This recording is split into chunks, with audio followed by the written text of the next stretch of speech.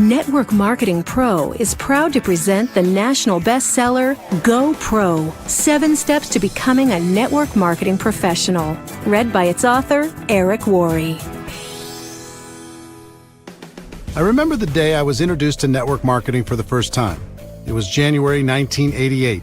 I was 23 years old and selling real estate for a small company owned by my father and his friend, John Joyce. I was newly married with a little boy. I was already behind on my bills and I was scared. The year before, I had earned about $45,000 in real estate commissions, which was a good thing.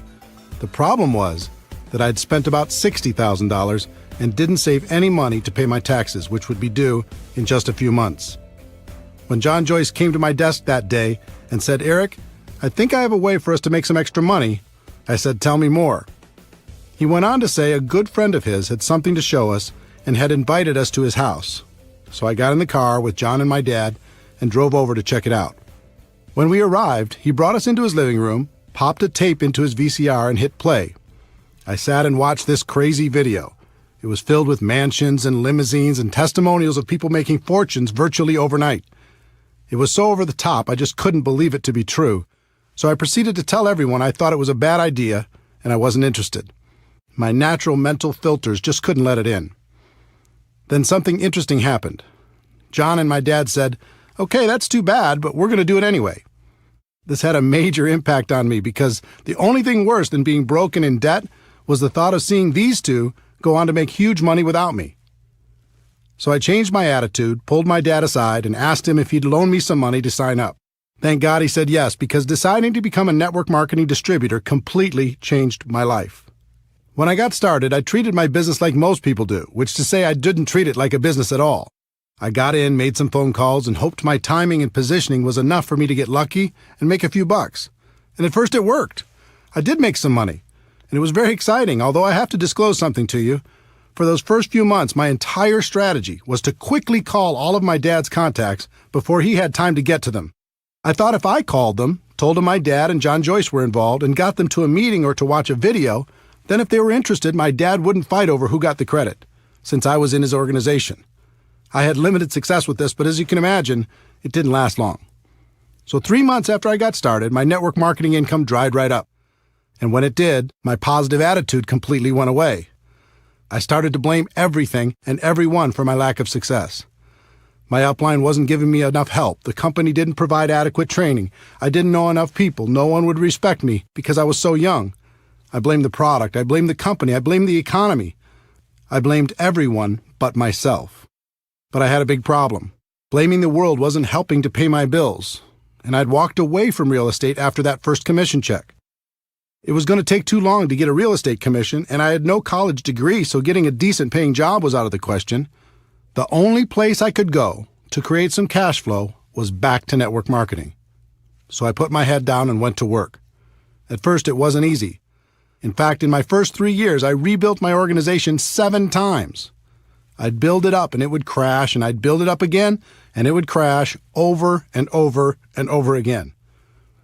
After those first 3 years, I was more than discouraged. I'd almost lost hope. Then something happened that changed my life. Actually, it was a combination of 2 things. It was the night before a company convention, and I was watching a news program on television. They had a guest who was an expert on a topic I can't recall now. What went through my mind was, how does a person become an expert on that topic? The only thing I could think of is they must have decided to become experienced, learn everything they could, read every book, talk to every other person, and learn it so completely that they became an expert. The next day I went to the company convention and watched superstar after superstar walk across the stage. And then it was like being hit by lightning. It finally clicked in my brain that if I truly decided to do it, I could become an expert at network marketing. I could focus on the skills. I could practice until I became an expert, and no one could stop me. Up until that moment, I was always looking for an angle. I was hoping to get lucky. I was hoping to sponsor that one superstar who was going to change everything. And I was scared I would lose my chance if it didn't happen soon. In an instant, everything changed. I realized I didn't have to worry about getting lucky.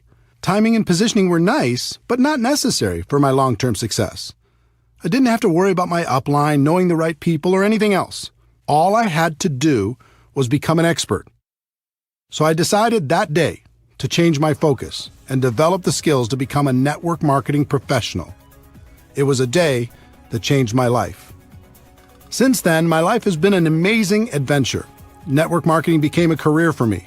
I have complete time freedom. I've met the most amazing people around the world. I've been able to touch and be touched by the lives of hundreds of thousands of people, travel all over the world, contribute to the causes that are important to me, and most importantly, become a better person in the process. All of this happened for me, and it can happen for you too.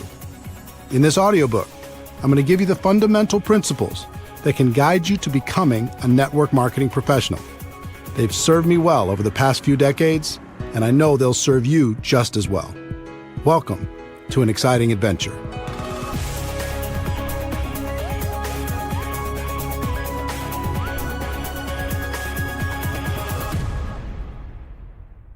Chapter 1. Network marketing isn't perfect, it's just better. Do you feel restless? Do you feel unsatisfied? Do you feel there must be a better way when it comes to your work and the way you make your living? The good news, there is a better way, but it's different than what you were taught in school. Let me explain. As I travel and speak around the world, I like to play an audience participation game. I ask people to help me create the ultimate business and to tell me specific things they'd like to have in that business and the things they'd like to avoid. It always makes for a very interesting list. If we were face-to-face, I'd do the same thing with you now, but since we're not, let me summarize what people from over 30 countries have told me while creating what I like to call the perfect career list. People usually start naming things they don't want. No boss, no commute, no alarm clock, no employees, no politics, no compromises, no discrimination, no educational requirement. And then as people start to use their imagination in a more positive way, they start to visualize some positive attributes. Something positive, great product or service, unlimited income, residual income, enjoy the people you work with, time freedom, something meaningful, personal growth, lots of perks, international, contribution to worthy causes, low risk, low startup cost, economy proof, tax benefits, fun. Now, you might add some attributes of your own, but wouldn't you agree that's a pretty good start? Imagine being able to enjoy a career with those attributes. All jobs that I know of fall into one of 5 categories: blue collar, white collar, sales, traditional business ownership, and investing. Blue collar careers. Here's the Wikipedia definition of blue collar. A blue collar worker is a member of the working class who performs manual labor. My definition is somebody who labors to fix something, make something, clean something, build something, or service something or someone. In my life, I've worked many blue-collar jobs, and for anyone who's ever engaged in this line of work, there's a certain satisfaction in a job well done. But here's the big question. Can blue-collar work deliver on the perfect career list? The obvious answer is no. Sure, it can deliver on some of the attributes. It might have a great product and a low startup cost or any number of other individual items on the list. But if you really look at it, blue collar just can't get you where you want to be. Not the perfect career. White collar careers. Here's the Wikipedia definition of white collar. The term white collar worker refers to a person who performs professional, managerial, or administrative work, in contrast with a blue collar worker whose job requires manual labor. Typically, white collar work is performed in an office or cubicle. My definition is a person who's employed by someone else to do work other than manual labor or sales. Many people choose a white-collar career as it's one of the most socially acceptable of the options available. It has long been viewed as the safe and secure option. Recently, that's changed. The implied contract that if you're loyal to the company will be loyal to you is long gone. I've also been a white-collar worker in my career. In my experience, there are 2 types of people who do this type of work: achievers and hiders. Achievers are the people who want to perform at a high level. They are ambitious, motivated, and energetic. They are full of ideas and want to move up the corporate ladder, which are great attributes to have. But there is a downside for the achiever. The moment a person decides to be an achiever, they become a target. Their boss sees them as threatening to their job, so they start to hold them down or take shots at their reputation. Their peers see them as a person who will either embarrass them or keep them from getting a promotion, so they start to do what they can to undermine their accomplishments. So to remain an achiever and survive in this hostile environment, a person must become good at one thing that has nothing to do with their productivity, and that's politics. They must learn how to navigate the political world by diminishing their enemies and strengthening their relationship with powerful people. In fact, some of the most successful people in the corporate world aren't achievers at all. They are just pure politicians. So if you decide to work in the corporate environment and to be an achiever, you must accept the fact that you must become a good politician also. Now let's talk about the hiders. These are the people who hate politics but still need a job. They learn not to be the ambitious achiever. They don't stand out. They don't speak up in meetings. They don't bring new ideas. They hide. They keep their heads down and do as they're told. They do just enough so they aren't talked about negatively. They survive. And this has worked for decades. But in the new economy, it's becoming much more difficult to hide. And people are running out of time. So back to our perfect career list. Can a white-collar job deliver on the list? Again, the clear answer is no. Certainly in not very many areas. Sales. Some people choose to get away from being an employee and get involved in a sales career. This is certainly more adventurous because typically salespeople are paid on their production instead of by the hour. I've known thousands of salespeople.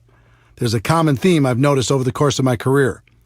The typical salesperson will have a period of time where everything goes perfectly. Everything they touch turns to gold, and they make some really good money.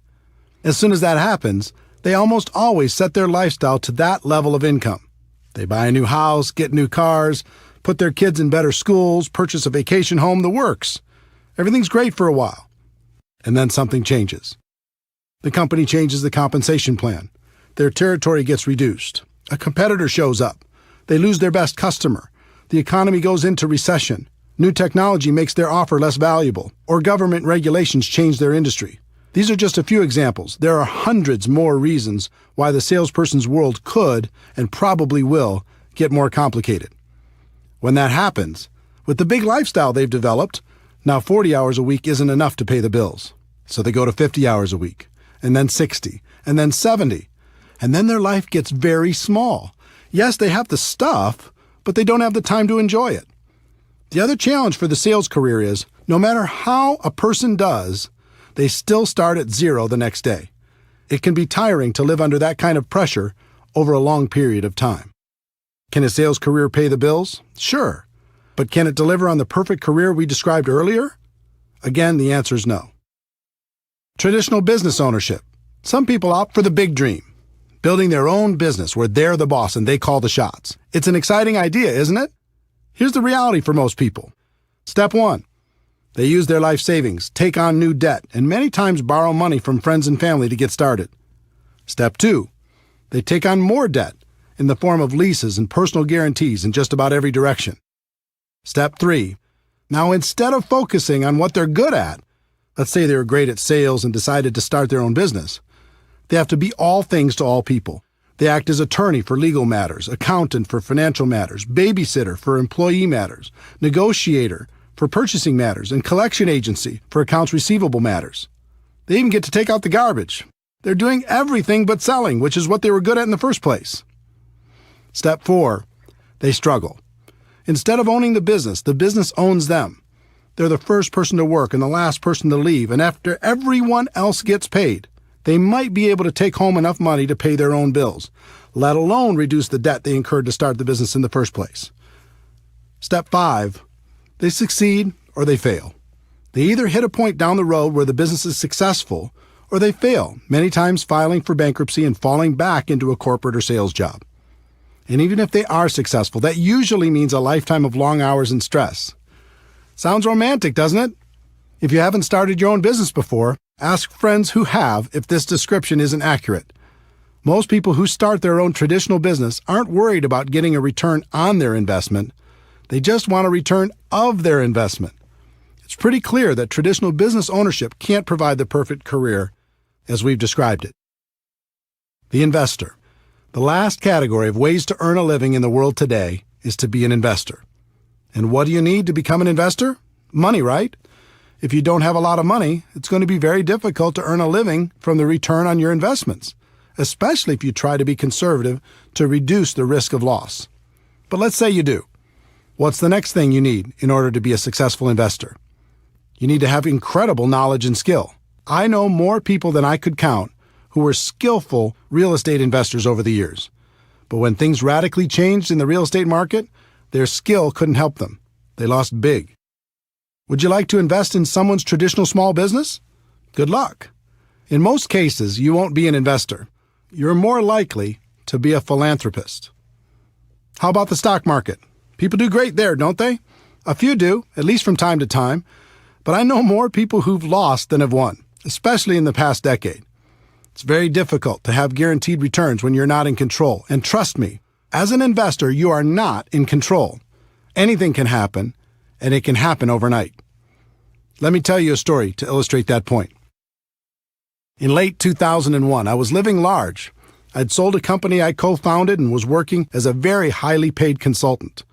For my part of the sale, I received approximately 170,000 shares of stock in the new company.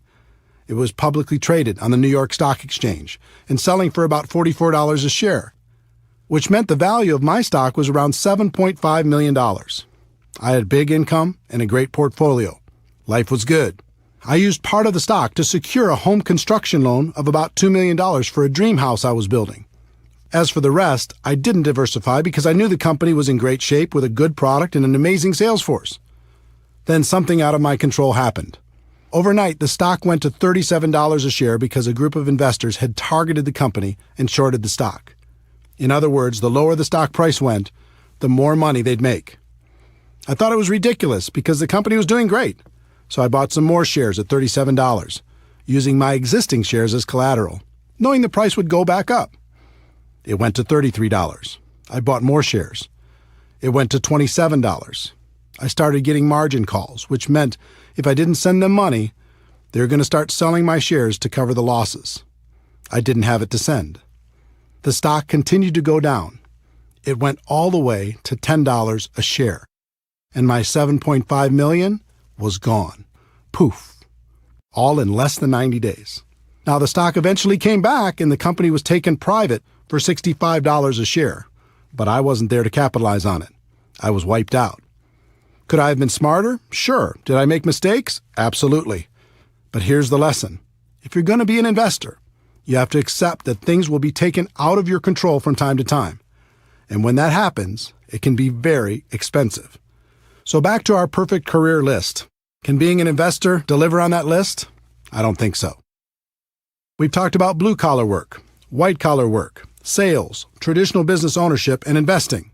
And none of them can deliver on our perfect career list.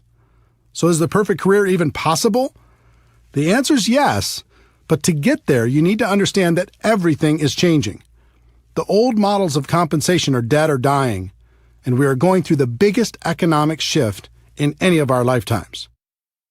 The new economy, the world as you know it, has changed. For the people who don't recognize that fact, it will be the worst of times. For the people who do, it will be the best of times. Over the last 100 years, an interesting phenomenon occurred. The rise of the corporation became the standard in society.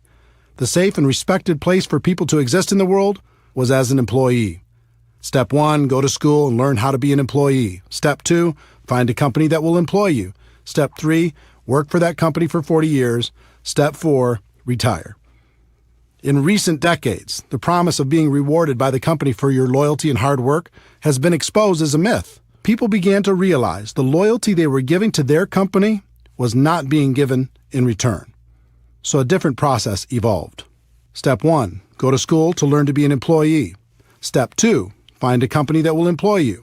Step 3, switch companies for various political or economic reasons every 3 to 5 years over the course of your career.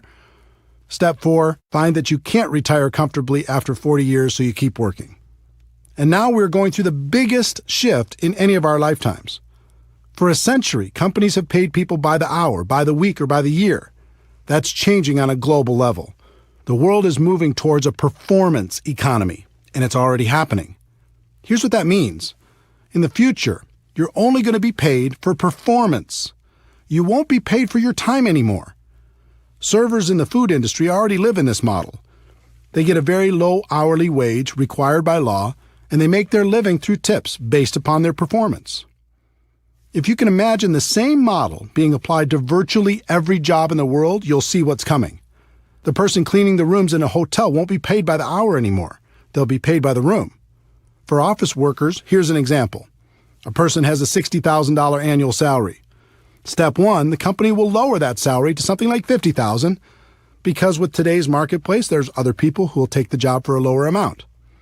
Step two, they'll reduce their base salary to something like $20,000 a year. Step three, they'll tell that person that they can get an additional $30,000 over the year if they hit certain performance benchmarks on a monthly basis. In other words, if they hit their numbers, they can make an additional $2,500 a month. Now the pressure's on and the company's loving it. If you don't hit your numbers, they can save even more money. If you do hit your numbers, guess what's in your future? They're going to raise your requirements. Unless you are extremely specialized, this will happen to you if it hasn't already. Count on it. And it will happen in every single profession worldwide.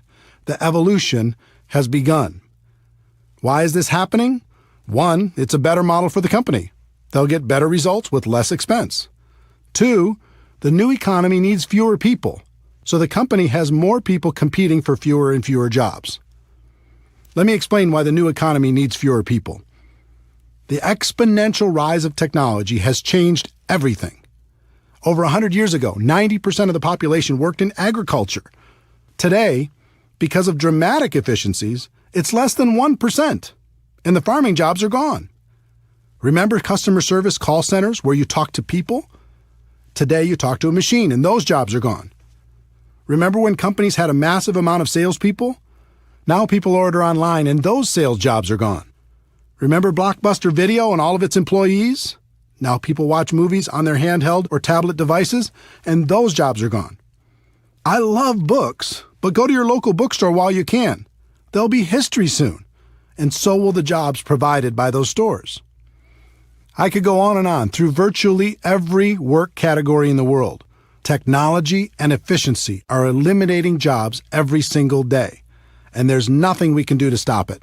In fact, it's only going to accelerate. If you're sitting there waiting for the economy to bounce back and for jobs to return, don't. They aren't coming back.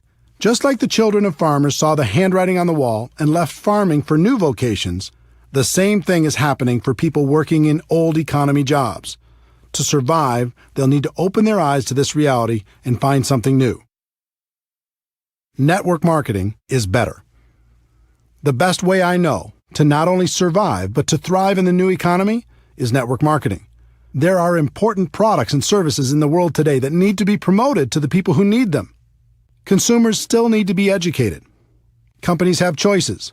They can dive into the ever-fragmented world of advertising to get the word out. They can hire a large and expensive sales force to sell their products or services, or they can utilize network marketing to tell their story to the world. More and more, companies will choose to use network marketing because it fits the new economy. They can provide all the corporate support and paid distributors on a purely performance basis to promote their products. It's extremely efficient because in the new economy, word-of-mouth advertising continues to work better than any other form of promotion. The company can just take the money they would have spent on advertising and promotion and pay it to their distributors to spread the word. What that means for you as an entrepreneur is that you can receive all the benefits of traditional business ownership without the typical risks. And there will be no cap on your income because network marketing companies want you to make as much as possible. If you're going to be paid for performance anyway, why live with the cap? The catch to network marketing. This all sounds great, and it is. But there's a catch that most people won't tell you. Here it is. You must accept a temporary loss of social esteem from ignorant people. That means for a while, people still living in and trying to function in the old system will think less of you. They won't understand. They'll think you're crazy for being involved in network marketing. And actually, the word accept isn't completely accurate. You need to do more than that. You need to embrace the temporary loss of social esteem from ignorant people. You are seeing the future before it becomes apparent to everyone else. You are the smart one. You are the person taking action to live a better life. There's a reason why people will think less of you, and it's not just because they're stuck in the old system. Let me see if I can help you better understand this, because if you decide to make network marketing your profession, it's important to know. Most people have either joined a network marketing company or know someone who has. This is what goes through the mind of virtually every person who decides to get involved. I can think of 5 or 6 people who might do this too. My sister'd be great. My friend loves this kind of thing. I know this other person who'd be amazing. Okay, I'll join. In other words, they aren't joining a profession. They're just hoping to get lucky, sign up a few people to cover their own startup costs, and sit back and wait for the money to roll in. The allure of being paid for someone else's efforts is powerful, but often badly misunderstood. They haven't started a real business. They just purchased a glorified lottery ticket. Imagine a lottery ticket with 6 scratch-off spots. Those spots represent each of the people the new person thinks will certainly join. They approach those people and try to get them to join. And because of their lack of skill, most of them end up with nothing, just like the lottery ticket. This becomes just another lost opportunity. And since they've acted in unskilled ignorance, they may have damaged some friendships as well. So they rip up the ticket. And instead of taking responsibility for not really starting their business, they blame network marketing and make sure to tell the world, look, I've been there. I've done it. I talk to every person I know, and network marketing just doesn't work. Save your money. That's what you're dealing with if you choose this as a profession. The opinions of ignorant people who think they've done it right and it doesn't work. If that's going to be too hard to handle, then network marketing isn't for you. But if you can embrace it, the world is yours. The people who embrace this get paid big money. Companies will pay unlimited amounts to people who can help blind people see, who can educate the ignorant, and who can build a community of like-minded people. Some people like to say perception is reality. I hate that saying. All great leaders in the world have ignored it for centuries. What if Nelson Mandela had said perception is reality? What if Martin Luther King Jr. had said perception is reality? What if Steve Jobs had said perception is reality? The great leaders of the world said, reality is reality, and I'm going to do everything possible to help people understand that fact. The truth is, network marketing isn't perfect. It's just better. And that's reality.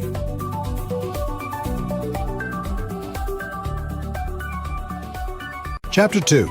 If you're going to be involved in network marketing, decide to be a professional. Decide to go pro. There are 3 categories of people in network marketing. I've seen all of them, and I've been all of them. They are the posers, the amateurs, and the professionals. Posers. Posers treat this profession as a lottery ticket. They're hoping to hit it big with as little effort as possible. When I first started out, I was a poser, hoping to ride on my dad and his partner's coattails. Luckily for me, I got some results, and that kept me going, at least in the short term. But I think you can agree with me that remaining in the poser category is a bad idea. Within about 90 days, I moved out of that category and became an amateur. Amateurs. Amateurs focus on different things. One of the things I continued to focus on as an amateur was luck. I was really hoping to get lucky and sign that monster distributor who was going to make me rich. We've all heard the stories of some person who had their lives completely changed by one sign-up. In reality, even if some of those stories are true, it really doesn't serve our profession very well because it makes people spend their time hoping for that big hit. The second thing I focused on as an amateur was timing. I was always worried about timing. Did I get in early enough? Could I be the youngest top person in my company? How many other leaders were already in my local market? Were there too many to compete against? Were there enough to get true momentum? How was the company? Was it too big? Did I miss the growth curve? Was it too small? I was obsessed with the idea of timing. The third thing I focused on as an amateur was positioning. Was I in the right organization? Did other people have a better position than me? Maybe I didn't have the right upline. Would I do better somewhere else? And the fourth thing I focused on as an amateur was shortcuts. I was always looking for an angle. Any gimmick that came down the road, I was up for it. Newspaper advertising? Okay. Help wanted signs by the side of the road? Let's do it. Passing out flyers at the mall? I'm in. Going door to door? Let's try it. The internet didn't exist when I was an amateur. Just imagine how crazy I would have been over all the internet tactics I could have used to distract myself. What that meant was, every time I heard of some shiny new approach being trained by anyone in the world, I was digging into it to try to find the shortcut. And then I finally made the decision to go pro. Wikipedia's definition of a professional is a person who is paid to undertake a specialized set of tasks and to complete them for a fee. My definition of a network marketing professional is a person who is an expert at the skills required to build a large and successful network marketing organization. There is a phrase in our profession that does more harm than good. It says, "Ignorance on fire is better than knowledge on ice." The point of this phrase is that it's better to be excited and ignorant than it is to be apathetic and smart. That may be true, but why do we have to choose one or the other? Let me give you an example. Let's say you're in need of an operation. At the hospital, you meet your doctor. He comes in and says, "I'm very excited to conduct your operation. I'm so passionate about it I could hardly sleep. No one on earth wants to help you more than I do." You say, "Wow, thanks, doctor. How long have you been doing these type of operations?" And he says, "Well, I've never had any schooling on this particular operation, and I've never practiced, and I've never done one, but it doesn't matter because I'm so passionate." How are you going to feel? Enthusiasm is great, but eventually you have to marry that passion with skill. Professional athletes will devote endless hours to preparing for competition, but when they join network marketing, they won't give one day's worth of effort to learning our skills. Doctors will devote a decade of their lives at huge financial expense to become physicians, but when they join network marketing, they won't give a month's study and practice to becoming a network marketing pro. In his book Outliers, Malcolm Gladwell's research showed it takes approximately 10,000 hours of practice to reach the expert level at anything. With 4 hours a day of practice, that adds up to about 7 years. That formula applies to network marketing as well. It's going to take about 7 years for you to become world class. The good news is the profession is very forgiving and you can earn a lot of money while you're becoming an expert. The trick is not to get complacent. Don't stop learning while you're earning. When I made the decision to go pro, everything changed for me. I stopped focusing on luck, timing, positioning, and shortcuts. I even stopped focusing on the money. My world changed when I started focusing on the skills and made the commitment to practice until I mastered them. Another thing happened when I decided to go pro. All of a sudden, my group started to grow. It was like people could sense my change of focus and my commitment to excellence, and they wanted to be part of it. Think about a time in your life when you were around a person committed to excellence. It might have been a teacher, a coach, a boss, or a friend. How did it make you feel? It was inspiring, right? You'll find you'll be an inspiration to others when you make this important shift. Bottom line, if you're going to be involved in this great profession, decide to do it right and treat it like a profession. If you go pro, this business is great. If you stay a poser or an amateur, you're going to be miserable. And by now, you've noticed I use the word profession a lot. I do that on purpose. Network marketing is more than just a project. It's not an industry, it's a profession. If you do it right, it's truly a career choice. It can take you out of working in a job that doesn't make you happy to a place of total freedom. That's why I call my website networkmarketingpro.com. Here's what I tell people every day. Ladies and gentlemen, my wish for you is that you decide to become a network marketing professional, that you decide to go pro. Because it is a stone-cold fact that we have a better way. Now let's go tell the world. When the site launched on March 11, 2009, very few people called themselves network marketing professionals. That's no longer the case. Millions of people have changed the way they think about our business, and I'm proud of that fact. I look forward to the day when it's common for people to hear, "I'm a doctor, but I'm also a network marketing professional. I work in construction, but I'm also a network marketing professional. I'm an athlete, but I'm also a network marketing professional."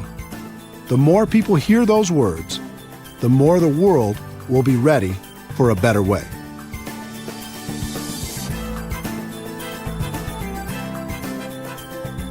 Chapter 3. Like any profession, you'll need to learn some skills. I hope by now I've been successful at convincing you that network marketing is a better way. I hope I've also gotten the point across, if you're going to be involved, it's best to become a professional. The next step is recognizing that you'll need to learn some skills. But before we get to those skills, let me give you some good news. Unlike most professions, you're not going to need a lot of money for your education. You won't have to take out student loans, and you can actually earn while you're learning. In addition, this profession isn't biased. In fact, it's the most equal opportunity in the world. Your background, experience, contacts, age, race, or gender aren't going to be factors in your ability to learn the skills to go pro. And finally, this isn't complicated. The skills necessary to grow a large and successful business are extremely learnable, and you're going to have a surprising number of people financially motivated to help you learn them. There are 3 primary elements to your network marketing business. First, you have the company's products. If some people are successful in marketing those products and you're not, it isn't the product's fault. In other words, everyone in your company has the same products to offer to the public. Second, you have the company's compensation plan. If some people are making a lot of money and you're not, it isn't the compensation plan's fault. There isn't one plan for men and one for women. There isn't one plan for different age groups or educational backgrounds or for the color of your skin. The compensation plan is the same for everyone. The third element is the most important, and that element is you. You are really the only variable. Everyone has the same product and the same compensation plan, but you're going to be the difference between success and failure. That means right here and right now, you need to take responsibility for your network marketing business. Decide today never to blame anyone or anything else for your lack of results. In fact, in network marketing, there's something of an epidemic going on. People just love to blame their upline, the people above them in the structure, for all of their problems. If my upline did this for me or did that for me, everything would be better. If you're committed to building a large and successful organization, I'd encourage you to do something important. I'd like you to say goodbye to your upline. Call them up and say something like, I want to thank you for this opportunity. I appreciate it. Getting into business for myself was important, and I appreciate you introducing me to a company that you believe in and that I now believe in as well. But from now on, when it comes to building my business, I'm going to use you as a resource, but never as an excuse. I may call on you from time to time. If you're available, that's great. If you're not, that's okay too. I'm going to build my business, and I understand one thing. It begins and ends with me. Everything changes when you take full responsibility for your network marketing career. Would it surprise you to know that there are only 7 fundamental skills necessary to build a huge business in network marketing? 7, not 70. Each one's fairly basic, but it always amazes me how little effort people put into learning them. If a college course were offered on network marketing, it would be one of the easiest classes to take. It's not rocket science, but you'll be happy to know it's one of the highest paid skill sets in the world. Let's explore each of them together.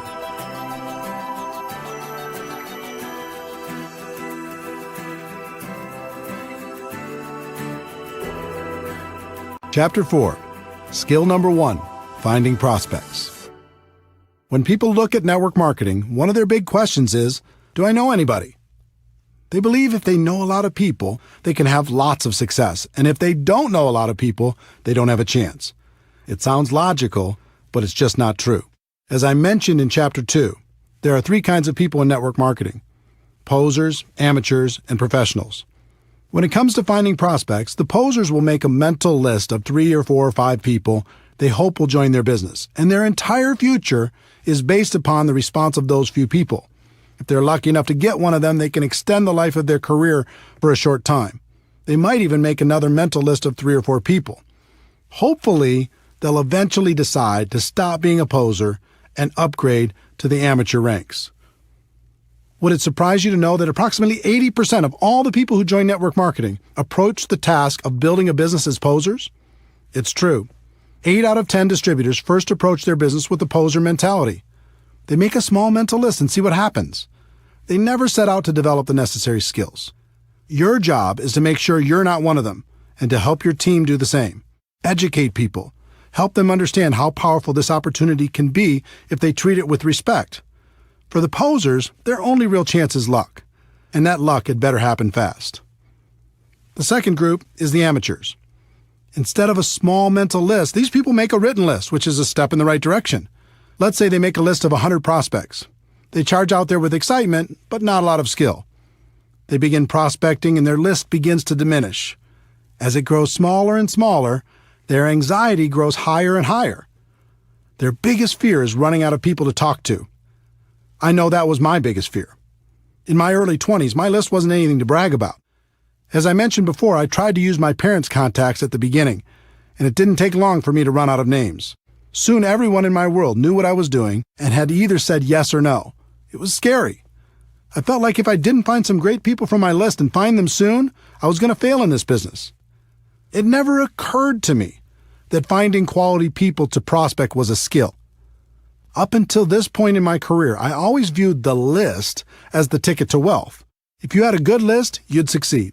And if you had a bad one, you either had to get lucky or you'd fail. When I came to my defining moment and committed to become a professional, I began to study the people who'd built large and successful organizations. I found that the professionals approached finding people to talk to as one of their core skills. It was part of their job to find new people. They weren't interested in luck. They weren't worried about running out of people. They developed the skill to make sure that never happened.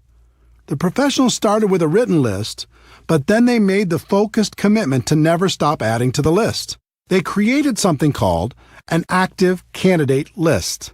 And I'm going to show you how to do the same thing. One of the people who taught me how to do this well was Harvey Mackay, author of the huge best-selling book, How to Swim with the Sharks Without Being Eaten Alive. Harvey is a good friend, and he's also one of the best networkers in the world. I once asked him how he built such a large and influential list of friends. He told me at the age of 18, his father sat him down and said, "Harvey, starting today and for the rest of your life, I want you to take every person you meet, get their contact information, and find a creative way to stay in touch." He's done that for over 60 years. And today his list of friends totals more than 12,000 people. And these just aren't social media friends. They're real friends. And I consider myself fortunate to be one of them. If you want to master this skill, follow these 4 simple steps. Step 1. Make your list as comprehensive as possible. Include every person you can think of. Every person.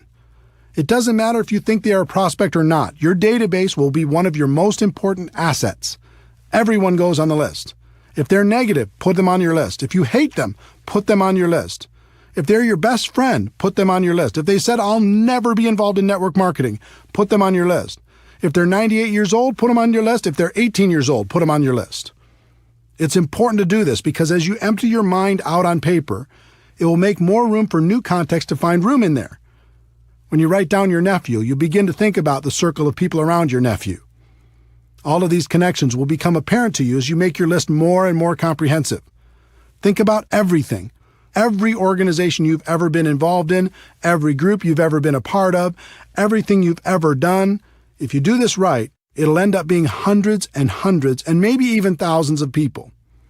You're not required to prospect everyone on your list. That's up to you. But it's extremely important to do the work necessary to truly capture your network on paper. Step 2. Have you heard of the concept that we're all only 6 contacts away from any person in the world? 6 degrees of separation? I'm not sure if that's a myth or if it's true, but I believe in the concept. So step 2 is looking at your list and thinking about the people they know. The 2nd degree of separation. Chances are you'll know most of them also. Think about members of your family. Who do they know? Add them to your list. Think about your friends. Who do they know? Add them to your list. Think about all the relationships in your life. Who do they know? Add them to your list. Don't worry about what you're going to do with this list yet. We'll talk about that a bit later. Just keep building it. Step 3. Constantly expand your list. This is why the professionals call this an active candidate list. It never stops growing.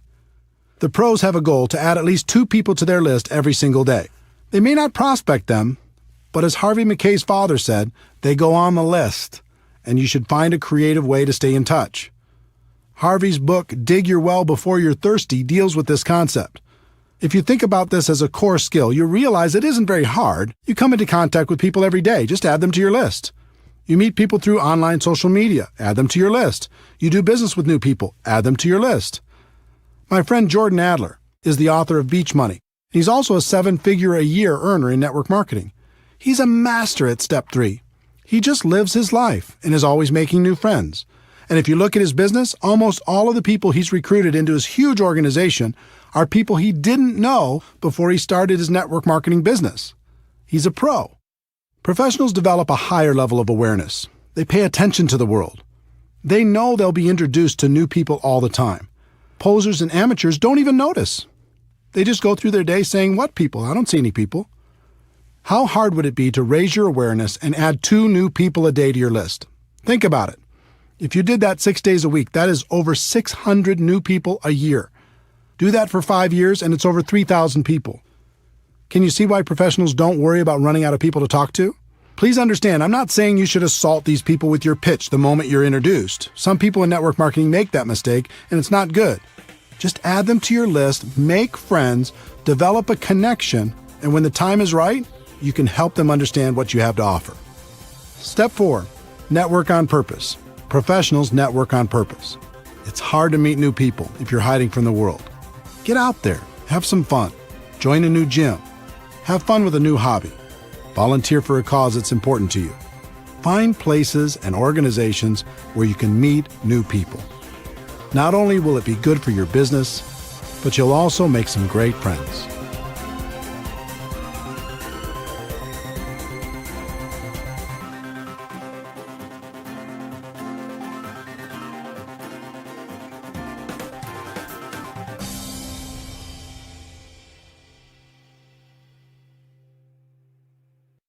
Chapter 5. Skill number 2. Inviting prospects to understand your product or opportunity. Once you've identified your prospects, the next skill is learning how to properly invite them to find out more about your product or opportunity. This is by far the most critical skill to develop. I call it the gateway skill for network marketing. If you aren't successful in getting anybody to take a look, then we can guess what your future will look like in MLM. Most people think you must start off with a great reputation and have a lot of influence with others for them to take a look at your opportunity. It's just not true. When I first started in 1988, I had no reputation and no influence.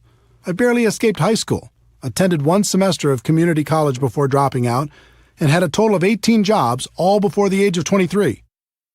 Do you think I had a lot of respect in the community? I had zero.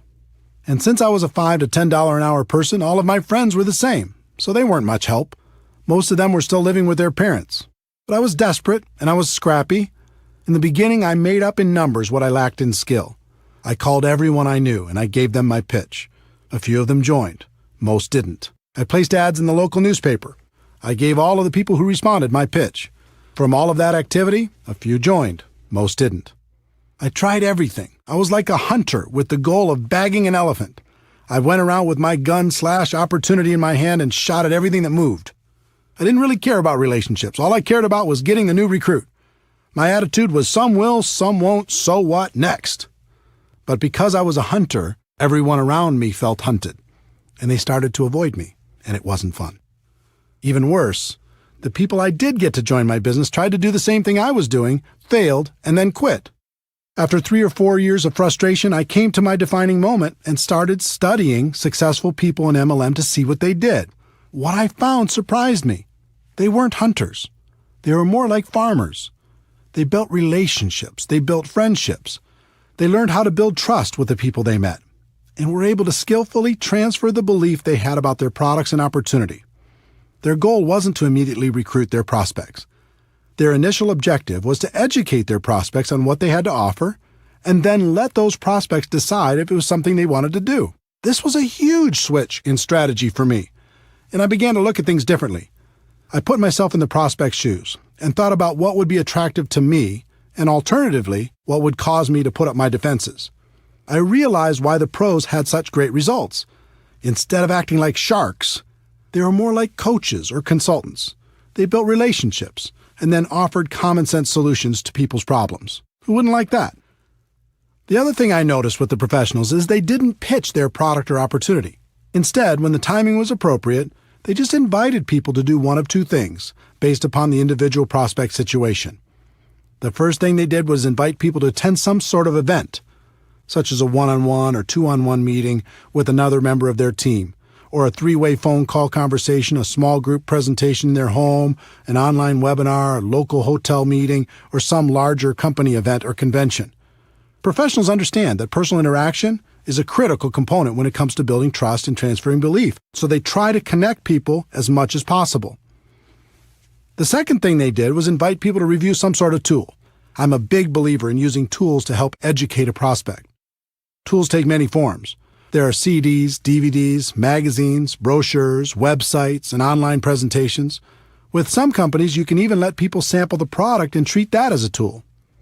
There's no question that technology continues to evolve, offering more and more convenient ways to help educate prospects. but I have to interject a personal opinion based upon experience.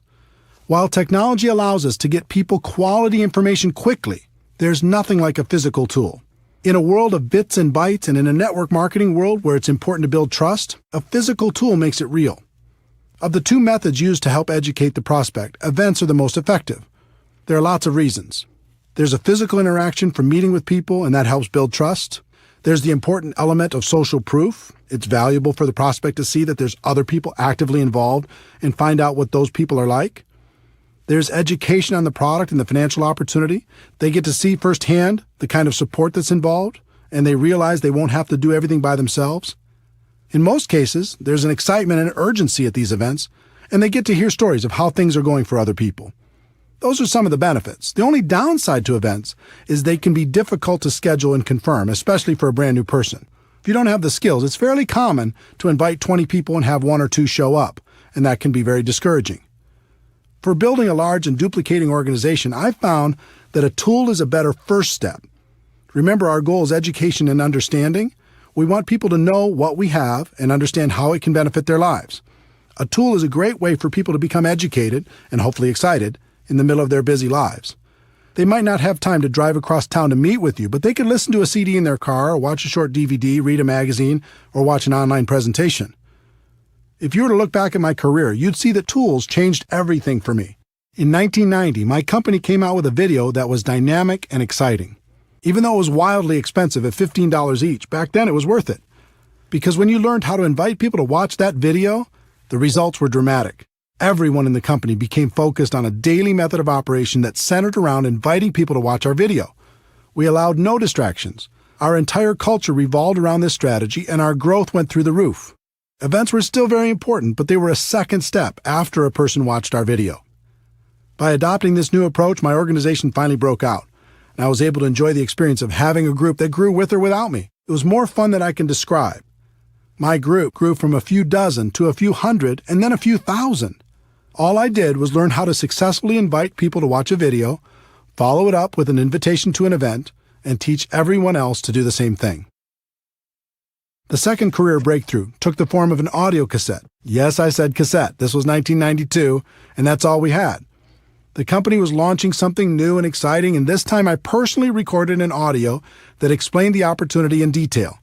We sold it for 50 cents a piece, which covered our costs, and in less than 1 year, that little audio cassette sold over 1 million copies.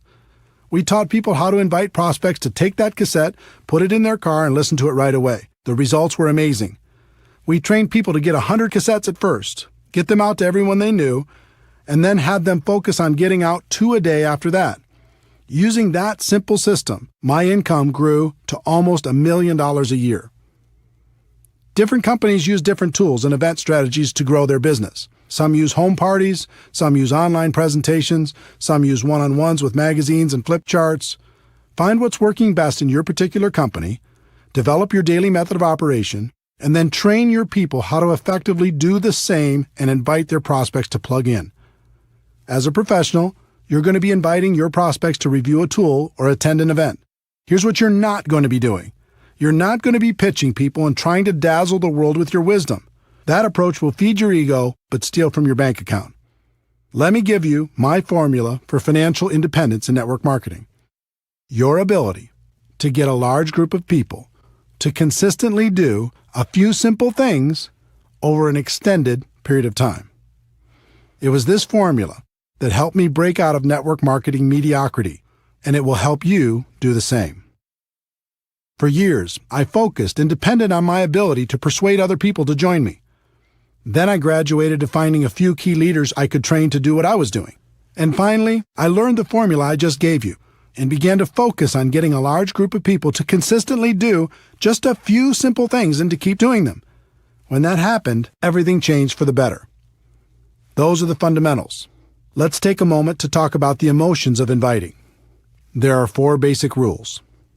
Rule number 1. You must emotionally detach yourself from the outcome. This is extremely important. Remember, our initial goal is education and understanding. It's not getting a new customer or signing a new distributor. In other words, if you disconnect your emotions from that outcome and just focus on education and understanding, everything gets very simple. This sounds easy, but it's difficult to do. All of us come into this business with the hope of recruiting some great people. It's hard to disconnect from those expectations. But you need to remember, we're not hunters. We're not sharks. Our job is to educate people and help them understand what we have to offer. We act as consultants, offering suggestions on how people can live a better life. If you focus on getting a customer or a new distributor, you'll constantly be disappointed and you'll find your prospects running away from you. If you focus on education and understanding, you'll have fun and your prospects will enjoy the experience. Rule number 2, be yourself. So many people become a different person when they start inviting. This makes everyone uncomfortable. Be yourself. Just focus on being your best self. Rule number 3, bring some passion. Enthusiasm is contagious. It's okay to get a little bit fired up. Get focused. Listen to some music that inspires you. Smile when you're on the phone. I assure you, your positive emotion will translate into better results. Rule number 4, have a strong posture. This was a big one for me. At first, I was so insecure, I didn't think anyone would take me seriously. But as I watched the professionals, I noticed their posture. They were bold, they were confident, they were strong. So I decided to be bold as well. I stopped apologizing all the time. Instead of saying, yes, I know I've had a lot of jobs so far in my life, but I'm hoping this will be the change I've been looking for, I started saying, guess what? I'm sick and tired of the life I've led up until this point, and I've decided to take charge. I wouldn't bet against me because I'm serious. You feel the difference? Be yourself, but be a bolder self. Be yourself, but be a stronger self. Be yourself, but be a more confident self, at least when you're inviting. I found I could do that for short periods of time at the beginning. And just like building a new muscle, I could eventually do it longer and longer until it became part of me. So now that we've set the stage, let's go through the invitation formula. This formula is designed to be used over the phone or face-to-face. It's not to be used with texting, email, or any other communication tool, just on the phone or face-to-face. This can work with your warm market prospects, someone you know, or cold market prospects, someone you meet while living your life. I'll give you examples for both. There are 8 steps to a professional invitation. That might sound complicated, but with a little practice, you'll find it's an easy skill to master. Step 1, be in a hurry. Step 2, compliment the prospect. Step 3, make the invitation. Step 4, if I, would you. Step 5, confirmation number 1, get the time commitment. Step 6, confirmation number 2, confirm the time commitment. Step 7, confirmation number 3, schedule the next call. And Step 8, get off the phone. Step 1, be in a hurry. This is a psychological issue. People are always more attracted to a person who has things going on. If you start every call or face-to-face conversation giving the impression that you're in a hurry, you'll find your invitations will be shorter, there will be fewer questions, less resistance, and people will be more respectful of you and your time. Examples for warm market prospects. I don't have a lot of time to talk, but it was really important I reach you. I have a million things going on, but I'm glad I caught you. I'm running out the door, but I needed to talk to you real quick. Examples for cold market prospects. Now isn't the time to get into this, and I have to go, but I have to run, but get the message? Set the tone with some urgency. As for the examples I'm sharing with you, don't worry too much about the exact words. Just focus on the concept and use your own words. Let people know you're busy, you've got a lot going on, and your time is short, but it was important for you to talk to them real quick, and do it with some passion in your voice. Step 2, compliment the prospect. This is critical. The sincere compliment, and it must be sincere, opens the door to real communication and will make the prospect much more agreeable about hearing what you have to say. Examples for warm market prospects. You've been very successful, and I've always respected the way you've done business. You've always been supportive of me, and I appreciate that so much. Great to use with family and close friends. You have an amazing mind for business and can see things other people don't see. For as long as I've known you, I thought you were the best at what you do. Examples for cold market prospects. You've given me some of the best service I've ever received. You're super sharp. Can I ask what you do for a living? You've made this a fantastic experience. The key to the compliment is it must be sincere. Find something you can honestly use to compliment your prospect and use it. This simple step will literally double your invitation results. When you start with urgency and a compliment, it becomes very difficult for a person to react negatively to your invitation. People don't hear compliments very often. It feels good. You'll find your prospects will become very receptive. If you study the pros, you'll find they are constantly putting people in a good mood through their honest and sincere compliments. It helps to build rapport. It helps to open people's minds. And mostly, it helps achieve our goal of education and understanding. Step 3. Make the invitation. This is a situation where one size does not fit all. There are 3 kinds of invitation approaches for the network marketing professional. The direct approach. This is used when you're inviting people to learn more about an opportunity for them. Most people use a direct approach for all of their prospects. It usually goes something like this: I found a way for you to get rich. Let me tell you all about it, blah, blah, blah. I understand the passion, but really, who's going to get excited about that unless they're getting a call from a millionaire? That doesn't mean the direct approach doesn't work. It does. It has an important place in your invitation process, but it should be reserved for people who know and respect you or for people that you know are searching for something better. Examples for warm market prospects. When you told me you hated your job, needed more money, wanted to find a new house, etc., were you serious or were you just kidding around? They'll almost always tell you they were serious. Great, I think I found a way for you to get it, solve the problem, make that happen. This is for situations where you know an area of their dissatisfaction, need, or desire. I think I found a way for us to really boost our cash flow. When I thought of people who can make an absolute fortune with a business I found, I thought of you. Are you still looking for a job or a different job? I found a way for both of us to start a great business without all the risks. Let me ask you a question off the record. If there was a business you could start working part-time from your home that could replace your full-time income, would that interest you? Examples for cold market prospects. Have you ever thought of diversifying your income? Do you keep your career options open? Do you plan on doing what you're doing right now for the rest of your career? You can follow these cold market scripts or any variations with the following. I have something that might interest you. Now's not the time to get into it, but. The indirect approach. This is another powerful tool to help people get past their initial resistance and educate them on what you have to offer. The indirect approach is about asking the prospect for help, input, or guidance. I used this approach extensively and with great success when I first started out. Because of my lack of credibility at age 23, I couldn't get much success with a direct approach, so I learned to play myself down and play up to the prospect's ego. It worked incredibly well, and it still works today. Examples for warm market prospects. I've just started a new business and I'm really nervous. Before I get going, I need to practice on someone friendly. Would you mind if I practiced on you? This is a great approach for family and close friends. I found a business I'm really excited about, but what do I know? You have so much experience. Would you look at it for me if I made it easy on you? And let me know if you think I'm making the right move? A friend told me the best thing I could do when starting a business is to have people I respect take a look at it and give me some guidance. Would you be willing to do that for me if I made it simple? Examples for cold market prospects. When you meet someone from another city, state, or country, and if your company does business there, you can say, "My company is expanding in your area. Would you do me a favor and take a look at it and let me know if you think it would work where you live?" When you meet someone who might provide good input on your product, you can say, "I've started a business with a product I think makes a lot of sense, but I'd like to get your input. Would you be willing to check it out and give me your opinion?" The super indirect approach. The third approach is the super indirect approach. This approach is incredibly powerful because it works on a number of psychological levels. In this approach, you tell prospects they aren't a prospect, and you're just interested in finding out if they know someone else who might benefit from your business. It's very effective. Examples for warm market prospects. The business I'm in clearly isn't for you, but I wanted to ask, who do you know that's ambitious, money-motivated, and would be excited about the idea of adding more cash flow to their lives? Who do you know that might be looking for a strong business they could run from their home? Who do you know that's hit a wall with their business and might be looking for a way to diversify their income? I'm working with a company that's expanding in this area, and I'm looking for some sharp people that might be interested in some additional cash flow. Do you know anyone who might fit that description?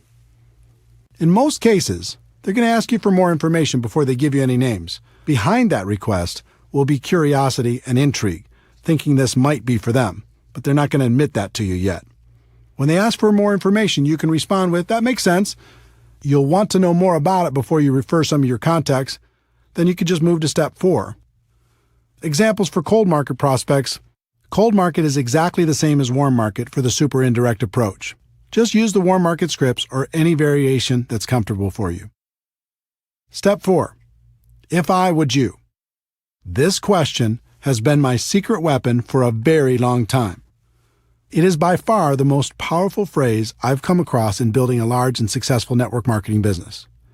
If I gave you a DVD, would you watch it? If I gave you a CD, would you listen to it? If I gave you a magazine or some other printed material, would you read it? If I gave you a link to a website with a complete presentation, would you check it out? If I invited you to a special invitation-only webinar, would you attend? If I invited you to a special invitation-only conference call, would you listen in? This question is so powerful, and for a number of reasons. First, it's reciprocal. You're saying you'll do something if they'll do something. As human beings, we're hardwired to respond positively to these types of situations. Second, it puts you in a place of power.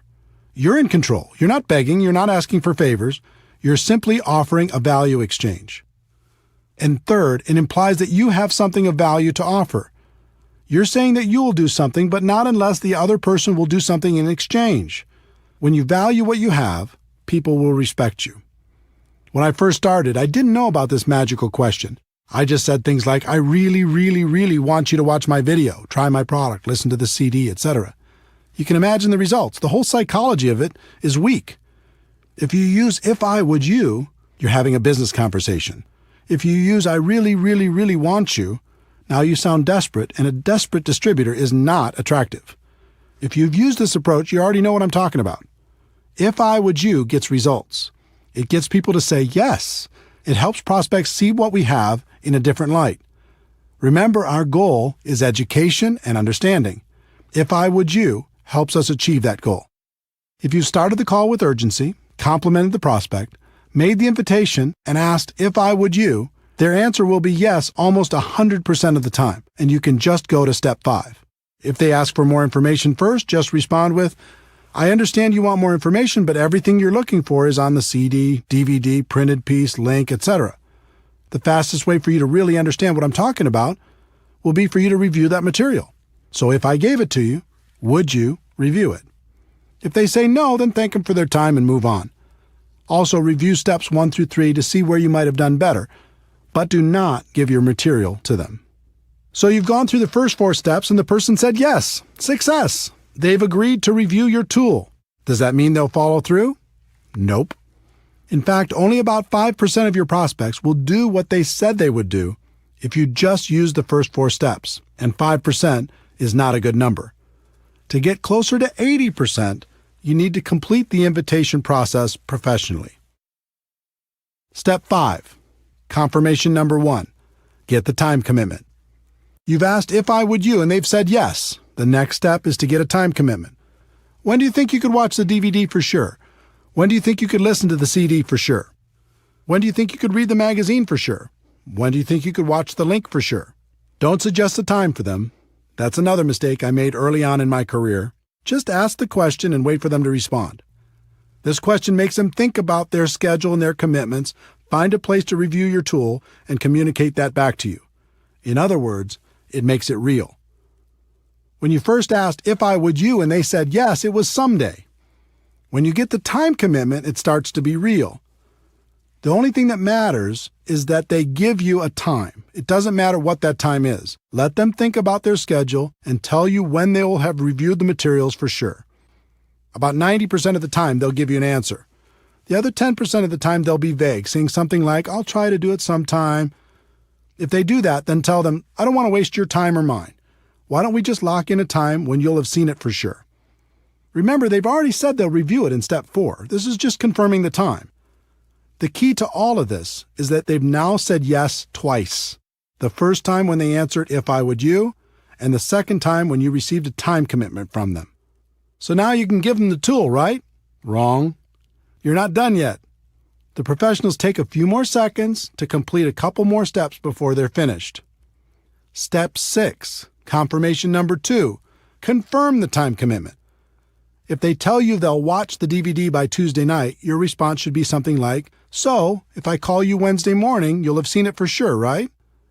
If they say they'll listen to the CD by Thursday morning, your response should be, so if I called you sometime later in the day on Thursday, you'll have listened to it for sure, right? If they say they'll watch the link by July 1st, Your response should be, "So if I call you on July 2nd, you'll have looked at it for sure, right?" They will either naturally say yes or they will adjust the time slightly.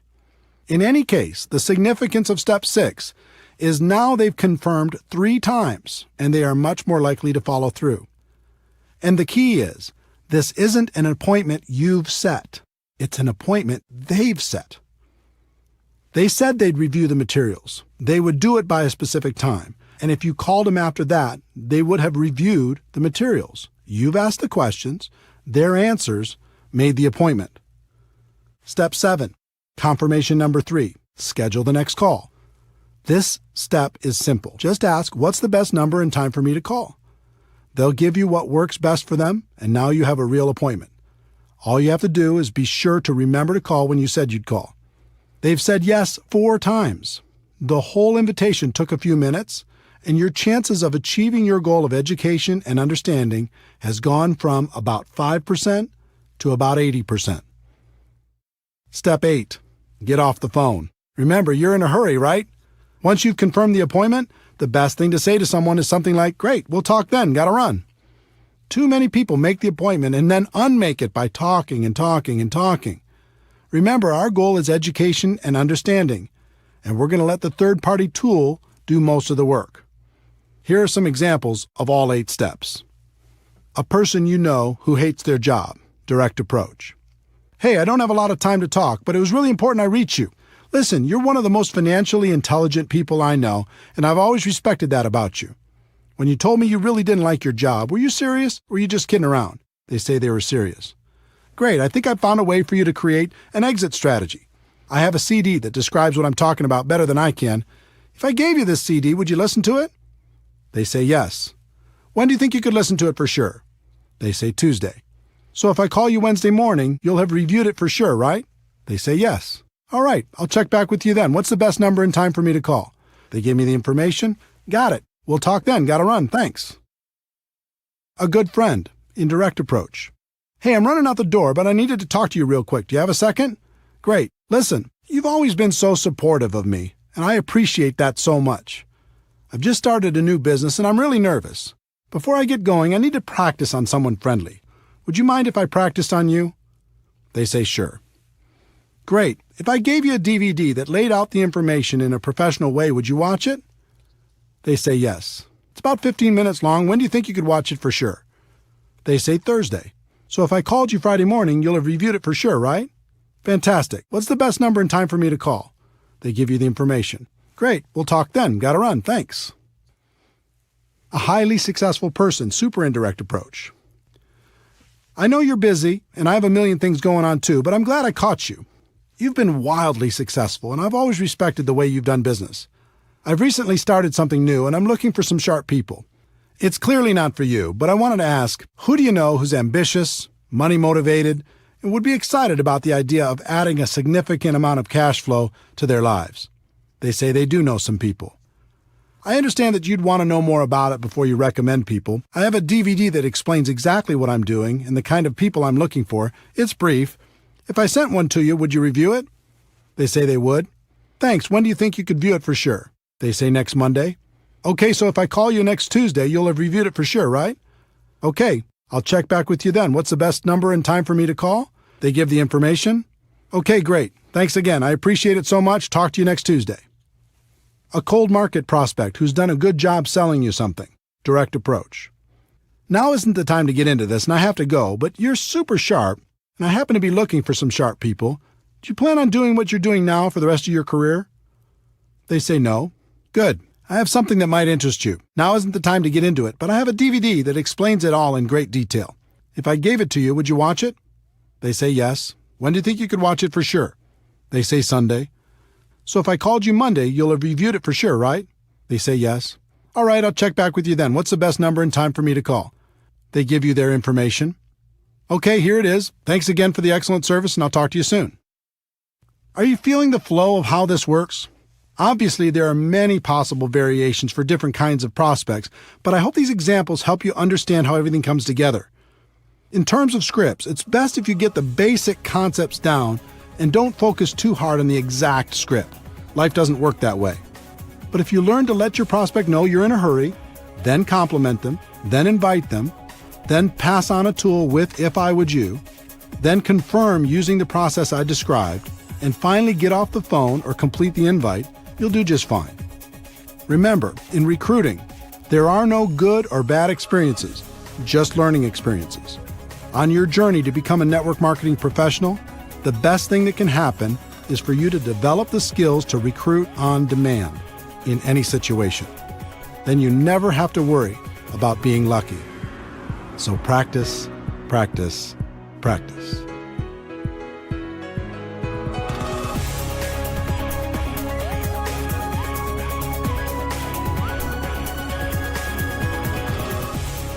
Chapter 6, Skill Number 3, Presenting Your Product or Opportunity to Your Prospects.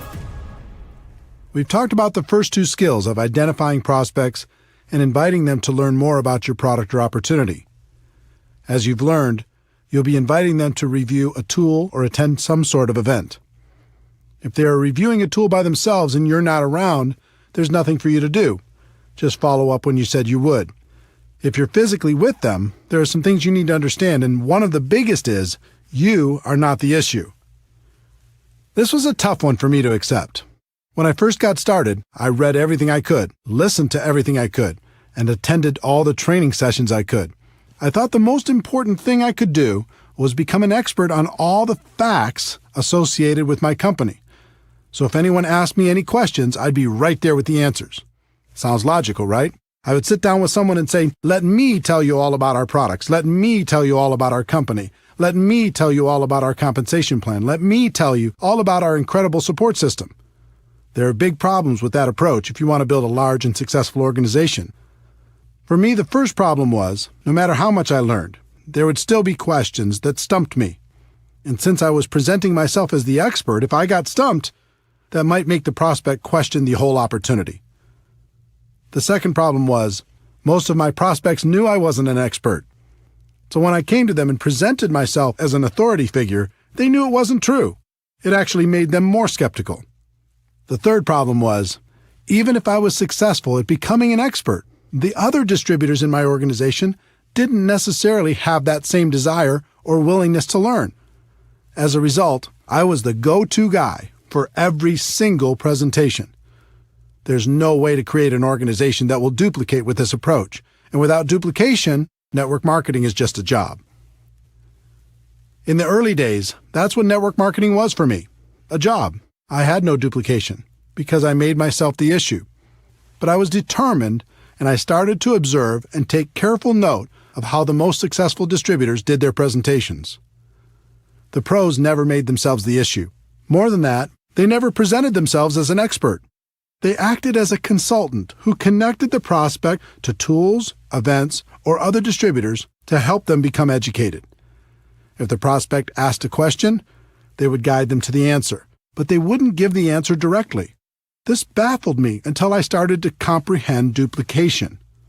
The pros knew they could sign the person up by dazzling them with their knowledge and experience, but they also knew it would take a long time for their new distributor to do the same thing. So they came up with a simpler approach. It was around this time I heard a concept that has stuck with me ever since. In network marketing, it doesn't matter what works. It only matters what duplicates. This should be a guiding principle for every network marketing professional. The pros use tools instead of their own wisdom. The pros use live events instead of their own presentations.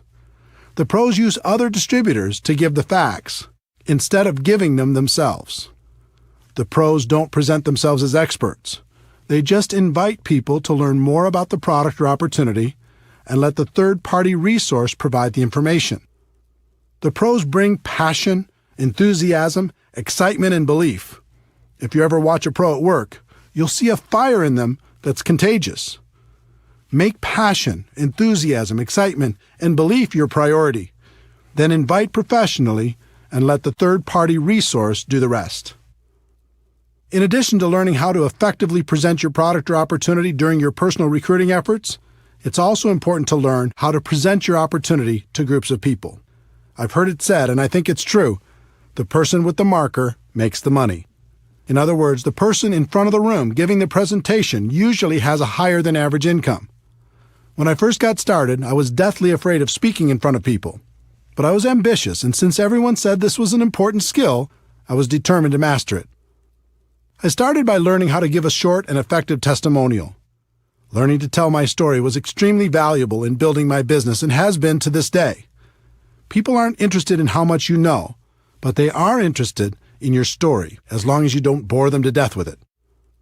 I worked on my story for a while, and after tweaking it a time or two, here's what I came up with. Hi, my name is Eric Worre, and I'm a retired underachiever. I had 18 jobs by the time of 23 and was starting to think my future wasn't looking so good. I was embarrassed by my lack of results, and I was desperately looking for a way to make something of my life. In January of 1988, I was introduced to network marketing, and it has changed my life. Instead of being afraid of the future, now I'm excited about it. And then I would insert whatever was appropriate based upon my current levels of success. The theme of my story was, if I could do it, anyone could do it. And it worked. I used it all the time in hotel meetings, in home meetings, on three-way phone calls, on conference calls, you name it. No matter what your background is, you can craft a compelling personal story. I've found every good story has 4 elements. 1, your background. 2, the things you didn't like about your background. 3, how network marketing or your company came to the rescue. And 4, your results or how you feel about your future. Take some time to create your story and start telling it every chance you get. Next, I decided to master my company's opportunity presentation. Again, the concept of modeling successful people came into play. The top earner in my company was extremely powerful and effective. In addition, he did the same exact presentation every single time, just about word for word. So I recorded his presentation and transcribed it by hand onto a legal pad. When I completed that step, I recorded my own voice doing that presentation. I did it word for word, same story, same jokes. Everything was his exact presentation. After I was done, I played it back, and it was terrible. My voice had no energy, I was boring, I hated it. So I recorded it again and again and again until it was acceptable. In the end, I had an audio cassette with my presentation on it, and I listened to it over and over in my car. I'll bet I listened to that presentation 500 times. And by that time, I had it memorized. I knew it backwards and forwards. I could start from any part of the presentation and take it from there. You would not believe the confidence this gave me. I went from being afraid to do the presentation to actively looking for opportunities to give it. I did the presentation on conference calls, in home meetings, on three-way calls, and any place else I could find. I became a regular presenter at our local meetings and continued to move up to bigger and better venues, even being asked to speak at company conventions. For me, the evolution of becoming a presenter went through several stages. 1, learning my story. 2, learning the standard opportunity presentation. And 3, learning different training presentations. One big defining moment as a presenter came in 1993. I was 29 years old and starting to make a name for myself in network marketing. I was having a conversation with the CEO of the company and the #1 distributor at that time. I can't remember exactly how the topic came up, but I recall saying something to the CEO like, well, he, the top distributor, might be a better networker than I am right now, but I can outspeak him any time. It was meant as a joke, but the CEO raised his eyebrows and said, okay, son, I'll tell you what, we have our big convention coming up. Over 14,000 people will be in attendance. I'll give you both the same amount of time, and we'll have a private contest. I'll handpick a few judges, and they'll vote on who did a better job. Wow. Now I was really on the hook. I wasn't a huge leader. I didn't have as big an organization or reputation at the time as the top earner, so I did the only thing I could control. I started to prepare like my life hung in the balance. I chose a theme. I wrote my talk, and I rewrote it over and over. I did research. I practiced. I recorded myself doing the speech. I did everything I could possibly do. When the day came, I'd never felt so nervous in my entire life. Talking to 14,000 people is like talking to an ocean. But my preparation served me well. I steadied my 29-year-old insecure self and delivered. The response was overwhelming. The crowd went wild, literally. I felt numb when I walked off the stage as they were still cheering and sat there while the top earner gave his speech. He did a fine job, but I have to admit to you, it felt so good to have the CEO come up and congratulate me for winning our private little contest. It was definitely a defining moment. That speech was lost for a very long time, but a copy was recently discovered. If you'd like to hear it, we'll include it at the end of this chapter. My voice sounds quite a bit younger, but it's still me. To summarize this skill set, remember a few important things. 1. When you're prospecting, you're the messenger, not the message. Get yourself out of the way and use a third-party tool. 2. Learn to tell stories in a way that will make your prospects curious to hear more. And 3. When it comes to presenting in front of a group of people, preparation is key. When you're prepared, it's fun. And as promised, here's my speech talking in front of 14,000 people as a 29-year-old young man. Over 200 years ago, there was a revolution, an American Revolution, an event that literally changed the course of history. It was led by a group of unsatisfied people. People who were tired of being told what they could do and when they could do it. People were fed up with their lack of choices and their lack of personal freedoms. People fed up with their lives being controlled by others. Fed up with being oppressed, fed up with being manipulated. They finally said, enough, I've had it, and I'm not going to live like this anymore.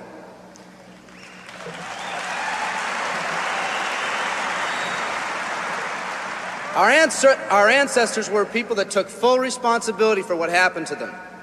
It was that spirit that ignited a country and formed what is now a giant in the free world. I have a question for you. Where's that spirit today?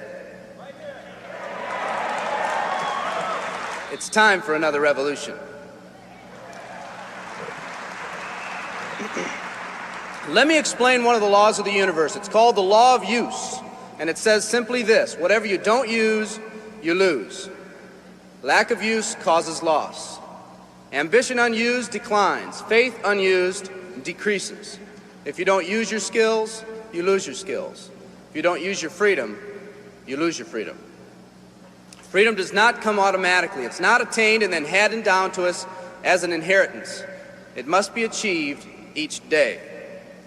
At the turn of the century, in the year 1900, less than 10% of us worked for other people or the government. Over 90% of us were self-employed. We were an independent people. In 1980, only 80 years later, over 90% of us worked for the other people or the government. Less than 10% of us were self-employed. We changed from an independent people to a dependent people. We'd slowly shifted from a people who took full responsibility for everything that happened to them to a people who've become talented and practiced at the art of blaming others for their problems.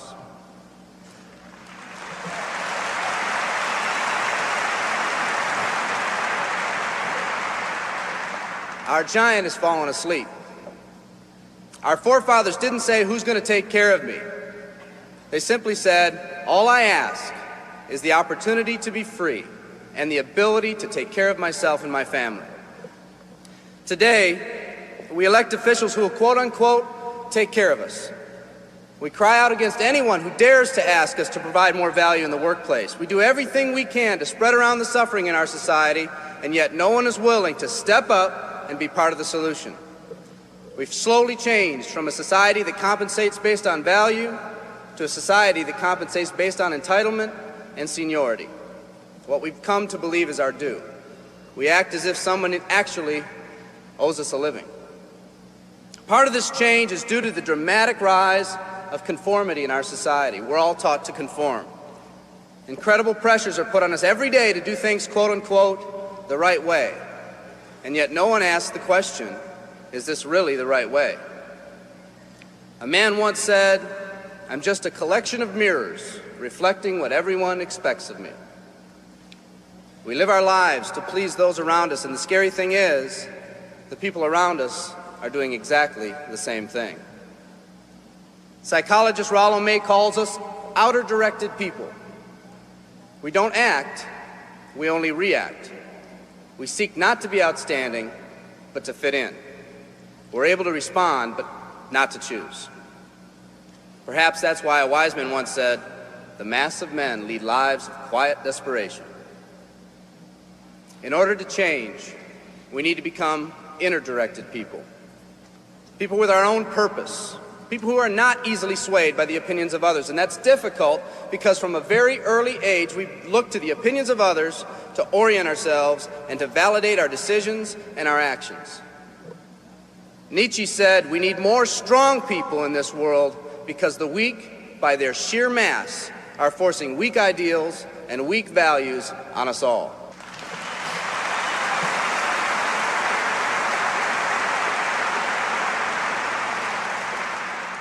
Today's massive social and economic changes are waking this slumbering giant. Some people may not be ready right now for the changes happening today in today's society. It doesn't matter if they're ready or not. An old proverb says, if a man wants his dreams to come true, he must first wake up.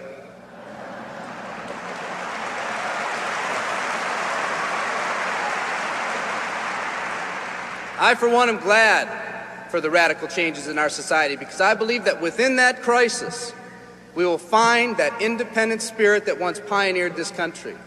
Some of us are finally ready to change. The displacement of our workforce has caused many of us to start searching for something better.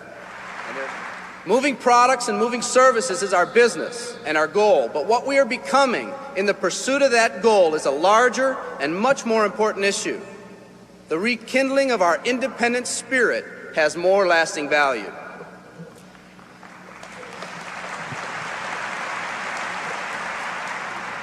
There's no more noble a business than the business that encourages the development of people. Every living organism has one and only one central need in life: to fulfill its own potentialities. The acorn becomes an oak, the puppy becomes a dog, and that's all that's required of the oak and the dog. But the human being's task in fulfilling his or her nature is much more difficult. The reason is, unlike any other living creature on this planet, you've been given the dignity of choice. You'll not grow like a tree. You'll grow only as you plan and choose to grow. When a person chooses to live, two things happen. First, assuming responsibility for themselves takes on a whole new meaning. They accept responsibility not as something they've been saddled with, but as something they themselves have chosen. The second thing that happens is that discipline from the outside is replaced by self-discipline. They accept discipline not because it's commanded, because they themselves have chosen what they want to do with their lives. Just like when the disenfranchised men and women over 200 years ago got fed up and said, I'm not going to live like this one more day, there's another revolution coming. It's coming not just from Americans, but from people all over the world.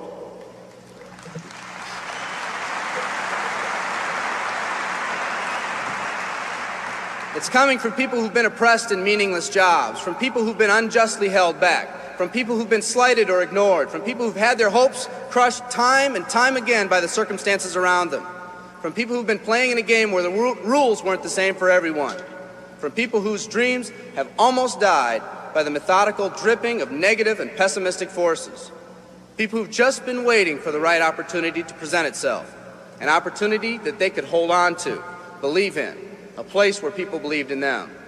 I hear the rumbling of this coming revolution every day. The old rules are changing, and society is finally ready for that change. Will people try to persuade you not to rise up? Yes, they will, and sometimes with the best of intentions. But we must fight anyone or anything that tries to influence us against our freedom. And they'll try. Believe me, they'll try.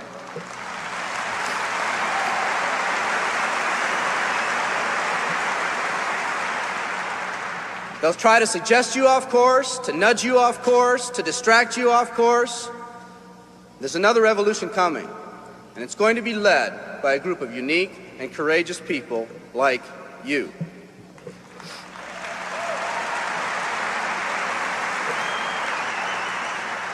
People who've had it with the way things are. People who've picked out their mountain in life and said, I'm going to the top. And if someone tells you you can't climb mountains, you don't have any experience. You tell them, I'm going to the top.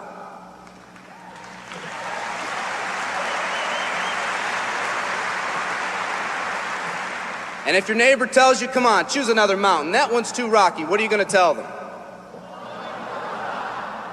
And if someone tells you, let's go over here where it's not so steep, what are you going to tell them? And if someone says network marketing, what are you going to tell them? And if your friend tells you, come on, let's climb this one, that one's too slippery, what are you going to tell them? If anyone tells you can't go up, it's too rocky, too steep, too slippery, you say, listen here, I'm going up. You're either going to see me waving from the top or dead on the side. I'm not coming back.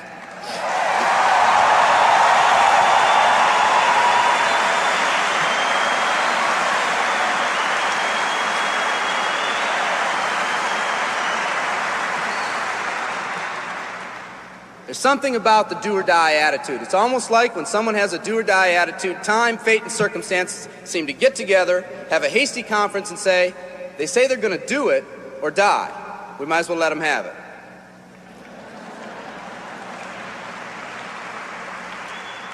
The people in this arena are special. You're special because you've already rekindled that independent spirit. You've already said that you're not going to conform to negative pressures around you. You've all said enough, I've had it, and I'm not living like this anymore. You are the people who want to set big goals and aspirations for yourselves and your families. People who want to live in a country where families are brought together again instead of being torn apart. People who want a country where once again owning your own business and controlling your own destiny is commonplace.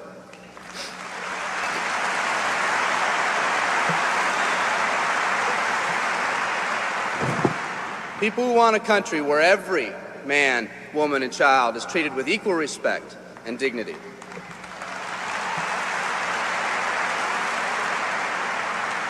People who will pay any price so their families will not live with the legacy of maxed out credit cards and unfulfilled promises.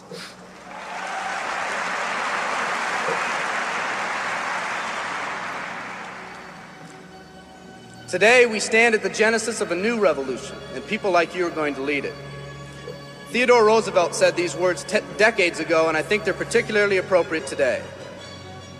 He said, we see across the dangers of the great future, and we rejoice as a giant refreshed. The great victories are yet to be won. The greatest deeds yet to be done.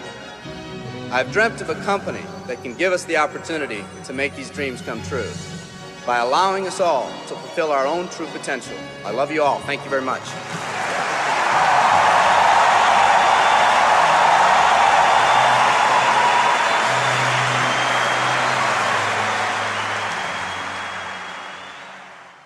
Chapter 7, Skill Number 4, Following Up with Your Prospects. In MLM, they say the fortune is in the follow-up. I think that's true, because most people in MLM don't follow up at all, at least not as professionals. You need to understand some important concepts if you're going to master this skill. Concept number 1, follow up is doing what you said you'd do. If you say you're going to call at a specific time, then do it. The network marketing profession is full of people who get all excited one minute and then go missing in action the next. Run your business through a physical or electronic calendar. Be the person who does what they say they're going to do. People will respect that. I sold real estate the year before I got involved in network marketing. My father and his partner owned the company. One day I was in the office and a gentleman by the name of Chuck Aycock showed up for a 10 a.m. meeting with my dad. It was 9:55 a.m., and my dad wasn't in the office yet. I greeted Chuck and told him I was sure my dad would arrive soon. At 10 a.m. exactly, Chuck got up and said, "It's 10 o'clock. Your dad isn't here. Have him call me if he wants to reschedule the meeting." I couldn't believe it. He came all the way to the office just to leave 30 seconds after the appointment? I told him, "Mr. Aycock, I'm sure he'll be here any minute. There's no need to leave." And then he told me something I never forgot. He said, "Son, you are either early or you are late. He's late, and my time is valuable. Have him give me a call if he'd like to reschedule." And he left. My dad showed up at 10:10 a.m. expecting to meet Chuck. I told him what happened, and he was as stunned as I was. My dad wasn't habitually late or anything. That particular morning, he was just a little casual with his time. He rescheduled the appointment, and I noticed over the years that my dad was always early for his appointments with Mr. Aycock. What's the lesson in this story? For me, the lesson was that people respect a person who does what they say they're going to do. People also respect a person who values their own time. If you say you're going to follow up at a specific time or in a specific way, either do it or reschedule well ahead of your appointment. Concept number 2. The only reason to have an exposure is to set up the next exposure. When I got started, I would conclude every exposure by saying, "What do you think?" No one told me that was one of the worst things to do. It felt like a natural thing to say, but my results were terrible. I asked one of my early mentors for help, and he said, "Eric, the only reason to have an exposure is to set up the next exposure." That blew my mind. I thought the reason to have the exposure was to get the person signed up. He went on to explain that if you finish each exposure by setting up the next one, the prospect will eventually become educated on the opportunity and make an informed decision. The goal in my mind changed from getting the prospect on the first exposure to just keeping the process alive by setting up the next follow-up exposure, then the next, and the next until they made a decision. When I made this small improvement, my results improved dramatically. We talked earlier about how to professionally invite your prospect to take a look at what you have to offer. At the end of that process, we went through several steps to set up the next exposure, meaning your follow-up call. That was your next appointment. When you make that call, you're going to ask them if they reviewed the material. They'll say, "No, I didn't," or they'll say, "Yes, I did."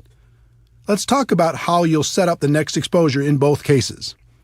If they say no, they didn't have a chance to review the material, it's important you don't show your displeasure at their lack of follow-up. It sounds funny, but a lot of people just jump on their prospects with, "I thought you said you'd be able to see it for sure." Obviously, this won't help build that good relationship you're working on. The best way to respond is, "That's okay, I understand sometimes life gets busy. When do you think you could do it for sure, for sure?" You might say, for sure is a little much, but I've used that for decades in this follow-up situation, and I do it because it works. In any case, use whatever language you'd like to use to set up the next time and walk through the same steps to get the commitment. Once you have it, including the date and the time of the next call, the next exposure, then hang up and call them when you said you would. If you call them at the scheduled time and they still haven't reviewed the material, just repeat the process until they do. Remember, they are setting up the appointment, and you are being the professional by following up like you said you would. If you call the prospect and they say yes, they've reviewed the material, you're going to ask them a few intelligent questions. First, you're not going to ask, "What do you think?" This just invites the critical part of the prospect's mind to come up with objections to try to sound smart. The best follow-up question I've ever used is, "What did you like best?" This question will take you in a very positive direction and will give you clues as to the level of their interest. If they say the product, then your next exposure will probably be product-related. If they say financial freedom, then your next exposure will probably be opportunity-related. Another great question to ask is, on a scale of 1 to 10, with 1 being zero interest and 10 being ready to get started right away, where are you right now? With this question, anything over 1 is good. It says they have some interest. Most of the time, you'll get something like a 5 or a 6. No matter what number they give you, all you're going to do is ask them how you can help them get to a higher number. Usually that answer will go along the lines of how they answered, "What did you like best?" If the answer is very positive and the number is fairly high, you can go directly into the closing process. We'll cover that in the next section. If it isn't an obvious green light, then you just schedule the next exposure. They might want to try the product, so you help them do that and set up a follow-up date, a time to call them, and check on the experience, the next exposure. They might want to understand the compensation plan, so you set up a time to get together and review it, the next exposure. They might want to talk with their spouse, so you send them home with materials they can share with their spouse and set up a date and time when you'll follow up, the next exposure. Whatever it is, you never finish one exposure without setting up the next one. Never. If you do, it's over. That's what used to happen to me at the beginning. I would have someone look at the opportunity. When they'd done that, I'd say, "So, what do you think?" They'd usually mumble something like, "I'll let you know," or "I'll get back to you," or "I need to think more about it," or something similar. And poof, they were gone. Then when I tried to call them back, I was just bothering them. The whole thing felt uncomfortable. Once I changed to never finishing one exposure before setting up the next one, everything changed for the better. I was being professional. I was in control. The prospect had more respect for me and for the opportunity. All of this happened from this one small change in mindset. Concept number 3. It takes an average of 4 to 6 exposures for the average person to join. When people don't understand that the only reason for an exposure is to set up the next exposure, They put too much pressure on their prospects and on themselves. In the some will, some won't, so what next MLM culture, people hammer on a person once, and if they don't join right away, they move on and never follow up. In many cases, they take it a step further by damaging the relationship with the prospects with their attitude. Professionals understand that it takes an average of 4 to 6 exposures for a prospect to become involved. Their goal is education and understanding. It's hard to educate someone in one exposure, so they take them from exposure to exposure to exposure, knowing it will eventually sink in. Through that process, they also build a stronger relationship with the prospect. They strengthen the friendship. That helps build trust, and people enjoy working with people they like. 4 to 6 exposures is an average, which means that for every person who joins on the first exposure, there's going to be a person who takes more than 10 exposures to join. You just never know. Some of the best people in network marketing were prospected for years before they finally made the decision to take part in the opportunity. Keep your urgency, but have patience. Concept number 4. Condense the exposures for better results. Posers prospect someone once and move on. Amateurs prospect someone through several exposures over time. Professionals condense those exposures into the shortest time possible. People are busy. They're constantly distracted by life. When you're approaching them to take a look at something new, it's important to keep their interest. The best way to do that is to stack the exposures as closely as possible.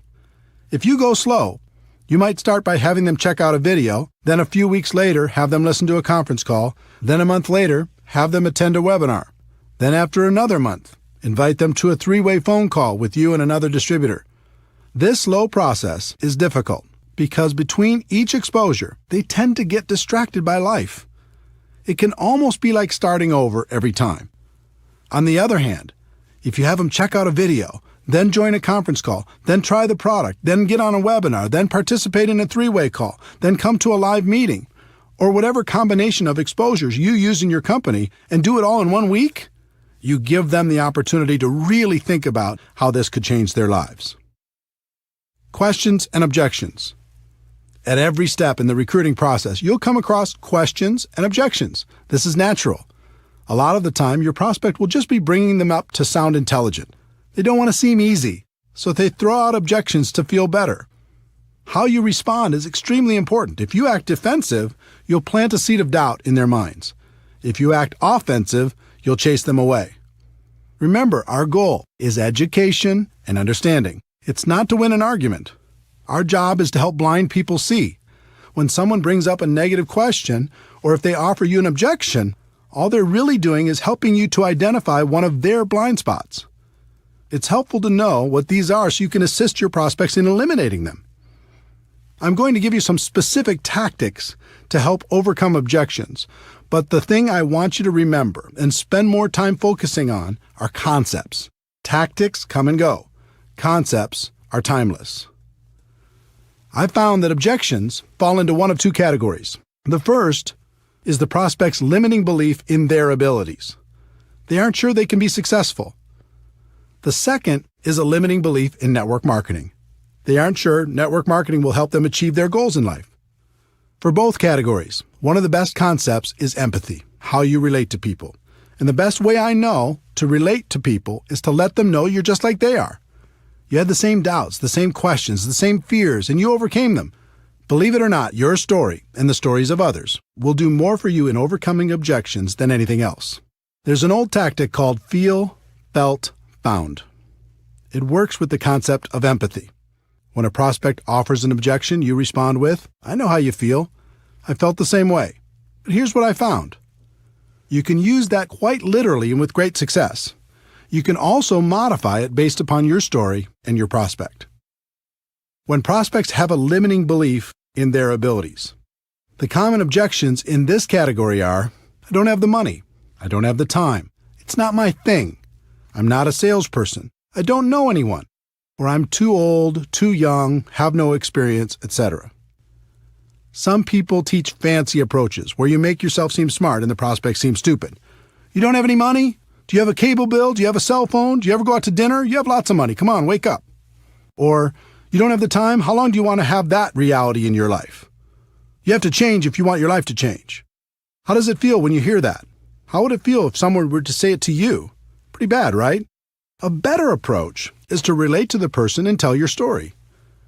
When a person tells me, I just don't have the money right now, I respond, I had the same exact challenge. I didn't have enough money to pay my bills, let alone start a new business. But when I thought about it, I realized if I didn't have enough money to pay my bills now, how was I going to change that in the future? I was tired of being behind. I was tired of scrambling. I wanted more out of life. So you know what I did? I found a way. And it was the best decision I ever made. Let me ask you something. If you really felt this was a chance for you to take control of your financial future, do you think you could find a way to make it happen? 9 times out of 10, they would agree they could find a way. Again, forget the exact words and focus on the concept. I told them I was the same as they were, with the same objection. I told them about my pain, and I told them I found a way to solve it. As a result, we bonded. We related to each other. We were in the same boat with the same hopes and dreams. And if I didn't have a personal story that would compare with theirs, I would tell another person's story. There are plenty of stories inside your company that can relate to virtually every situation. So when a prospect tells you their objection, you can say, I know what you mean. I have a friend who had that same exact problem, and let me tell you their story. Can you see how that approach would work with all the objections based on a person's limiting belief about themselves and their lives? The concept is simple, it's proven, and the results are amazing. When people have limiting beliefs about network marketing, this category includes, is this MLM? Is this one of those things? Is this a pyramid scheme? I'm not interested in MLM. I don't want to bother my friends. And how much are you making? Let's start with the one that strikes fear into the hearts of most people in our profession. Is this MLM? Or variations like, is this one of those things? Or is this a pyramid scheme? Or I'm not interested in MLM. Some people go a little crazy when they hear this question. They say, pyramid scheme, like every corporation in the world, like the government? You mean that? Instead of going crazy on your prospects, it's important to understand where this question comes from. My experience has shown me that they usually knew someone who joined with no success, or else they've done it themselves. Usually they just purchased a virtual lottery ticket like I described earlier and it didn't pay off. This scenario represents well over 90% of the people who will ask this kind of question. The rest of them have heard of opportunities like this and are rightfully skeptical of the promise of getting rich quick. If they ask this kind of question with any sort of emotion, I know they've been involved at some point. So I say, wait a minute. You have a story. What happened? Were you involved in network marketing at some point?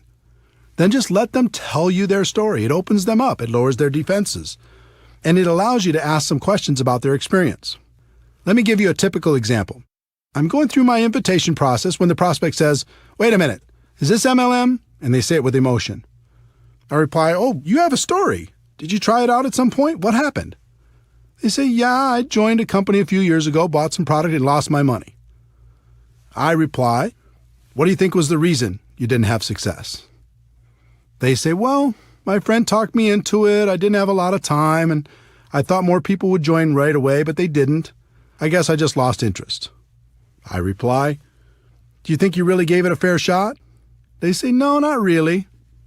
I reply, do you think network marketing was the problem, or do you think maybe your timing wasn't right? They say it was probably the timing. Do you see the dynamic? I've had thousands of these conversations, and they're all slightly different. But if you ask some questions and are friendly through the process, you have a strong opportunity to help them get rid of their blind spot and take a look at what you have to offer. In addition, you can relate to them by saying you had the same objection initially and telling them how you overcame it. If someone uses the word pyramid with me, I always say, oh no, pyramid schemes are illegal, and I would never be involved with something illegal. For people asking this with emotion attached, I usually respond with, yes, this is network marketing. Do you know anything about it? Again, I'm asking questions and waiting for answers. From those answers, I ask more questions, and through the process, I can achieve my goal of education and understanding. I don't want to bother my friends is slightly different. Again, I relate to them by telling my story or somebody else's story. And then I ask questions like, what makes you think you'd be bothering your friends? If you truly believed in the product, would you let your friends know about it? And if I could show you how we can share this product with others without it feeling or sounding like a sales pitch, would that help you? The last in this category is, how much are you making? If you're making money already, this is a great question. If you're not, your answer depends on how long you've been involved. If you're brand new, you can tell them you're just getting started. If you've been around for a while and not making big money yet, You can tell them you're working part-time and are really excited about your future. You could also say that you're excited about your future with this company because you knew things weren't going to change if you didn't do something to change them. The other way to answer it is to tell your story and then tell stories of people you know who are making good money. You can even suggest setting up a phone conversation with those people so they can feel more comfortable about the opportunity. All of this takes practice, but if you get the concepts down, you'll find it becomes easy. And the other thing that should encourage you is you'll only have this handful of the same objections for the rest of your career.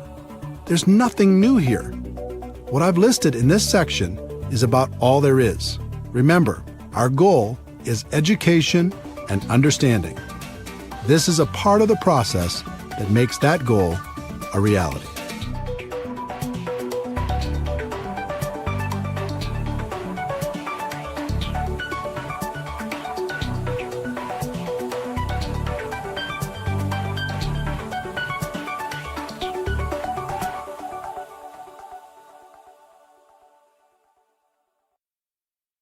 Chapter 8. Skill number 5. Helping your prospects become customers or distributors. This skill is a natural byproduct of following up professionally. If you walk through exposure after exposure, our goal of education and understanding will be accomplished. But that doesn't mean the prospect will come out and ask you for an order form or an application. It's your job to get them to a decision. The key to success in this area is a combination of having good posture and asking good questions. Good posture means the way you carry yourself. Your words and actions will help your prospect feel more confident about joining your opportunity, or they'll plant seeds of doubt. In my early years, my posture was terrible. I was trying to get people instead of pursuing the nobler goal of education and understanding. And the prospects could feel my intentions. I was very emotionally attached to the outcome. You could even say I was needy. Every time I got to this part of the process, I really wanted it. Again, the prospect could feel my emotional attachment, and that usually scared them away. Through lack of results and without even realizing it, I started to assume people were not going to be interested. And that assumption started to seep into everything, which led to the predictable result of the prospect not joining. Most of the time, I wasn't properly prepared. I didn't have applications, startup materials, or whatever else was necessary. Think about the subconscious impact this had on my prospects. It seemed just about everything I did projected a lack of belief and a lack of professionalism. Instead of asking questions and listening intently to the answers, I just talked and talked and talked. I was more focused on being interesting than being interested. Prospects don't like that. No one does. So again, I followed the pattern of modeling the professionals. I watched what the best closers did and began to copy them. I interviewed the top performers to figure out what they did differently, and slowly, I started to see the flaws in my own approach. First, I learned that professionals are emotionally detached from the outcome. In other words, their goal is education and understanding while helping a prospect make a decision that would positively impact their lives. They're the opposite of needy.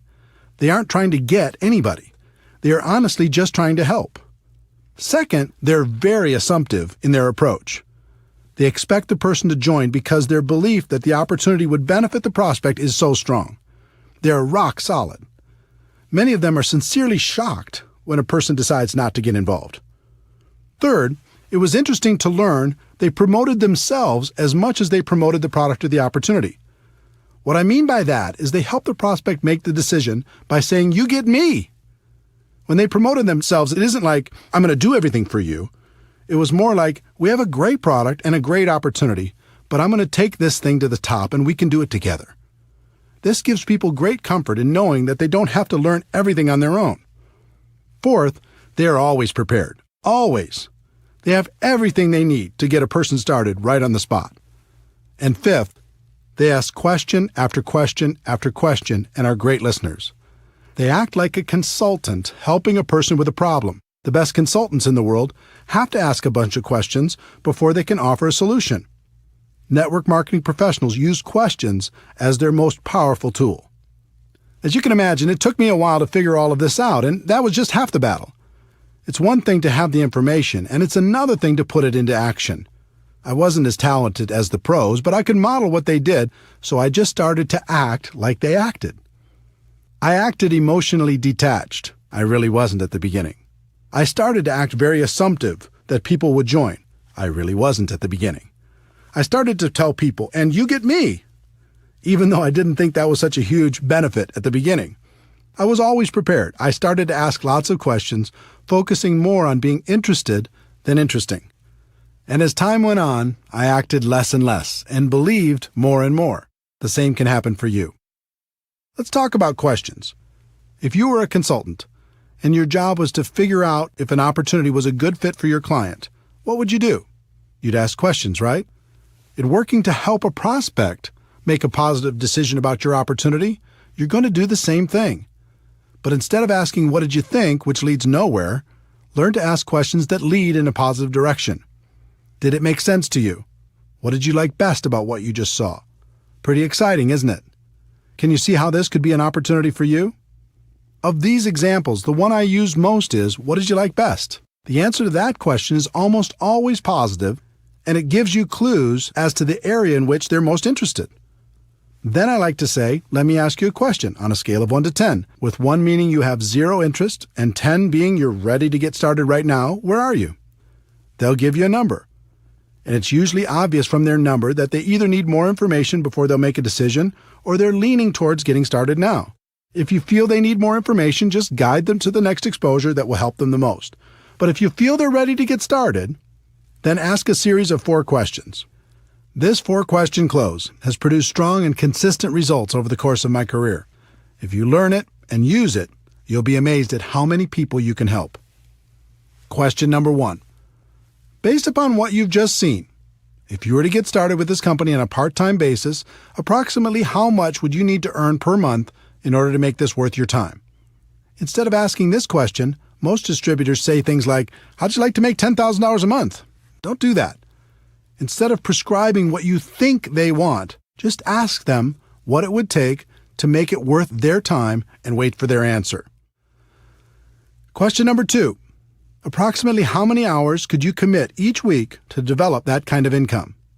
Now they have to go inside their head and check their mental calendar to see how much time they would invest to get that kind of money. Question number 3. How many months would you work those kind of hours in order to develop that kind of income? This question makes them think about their level of commitment if they want the income from question number 1. Question number 4. If I could show you how to develop an income of, their answer to question number 1, per month, working, their answer to question number 2, hours a week over the course of, their answer to question number 3, months, would you be ready to get started? Most of the time, you'll get a positive answer to this question. And when people say, "Sure, show me how," you can pull out your compensation plan and sketch out a reasonable game plan to achieve their goals. There are rare occasions when people will give you unrealistic numbers. They might say they want $10,000 a month working 2 hours a week for 1 month. Doesn't happen often, but it does happen. If you face that situation, you act as a consultant and say, "I'm sorry, but your expectations are way too high. You can get to $10,000 a month, but it'll take more hours and more months than you're willing to commit. If you're willing to change those expectations, we can talk." If you don't get a positive answer to the 4 questions, that's okay. That means the prospect will need to have more exposures before they're ready. Schedule the next one and repeat this process when you're done. This skill will take practice, but it's a skill that will serve you for the rest of your career. If you're tired of having too many people thinking about it and not enough taking action, this will help.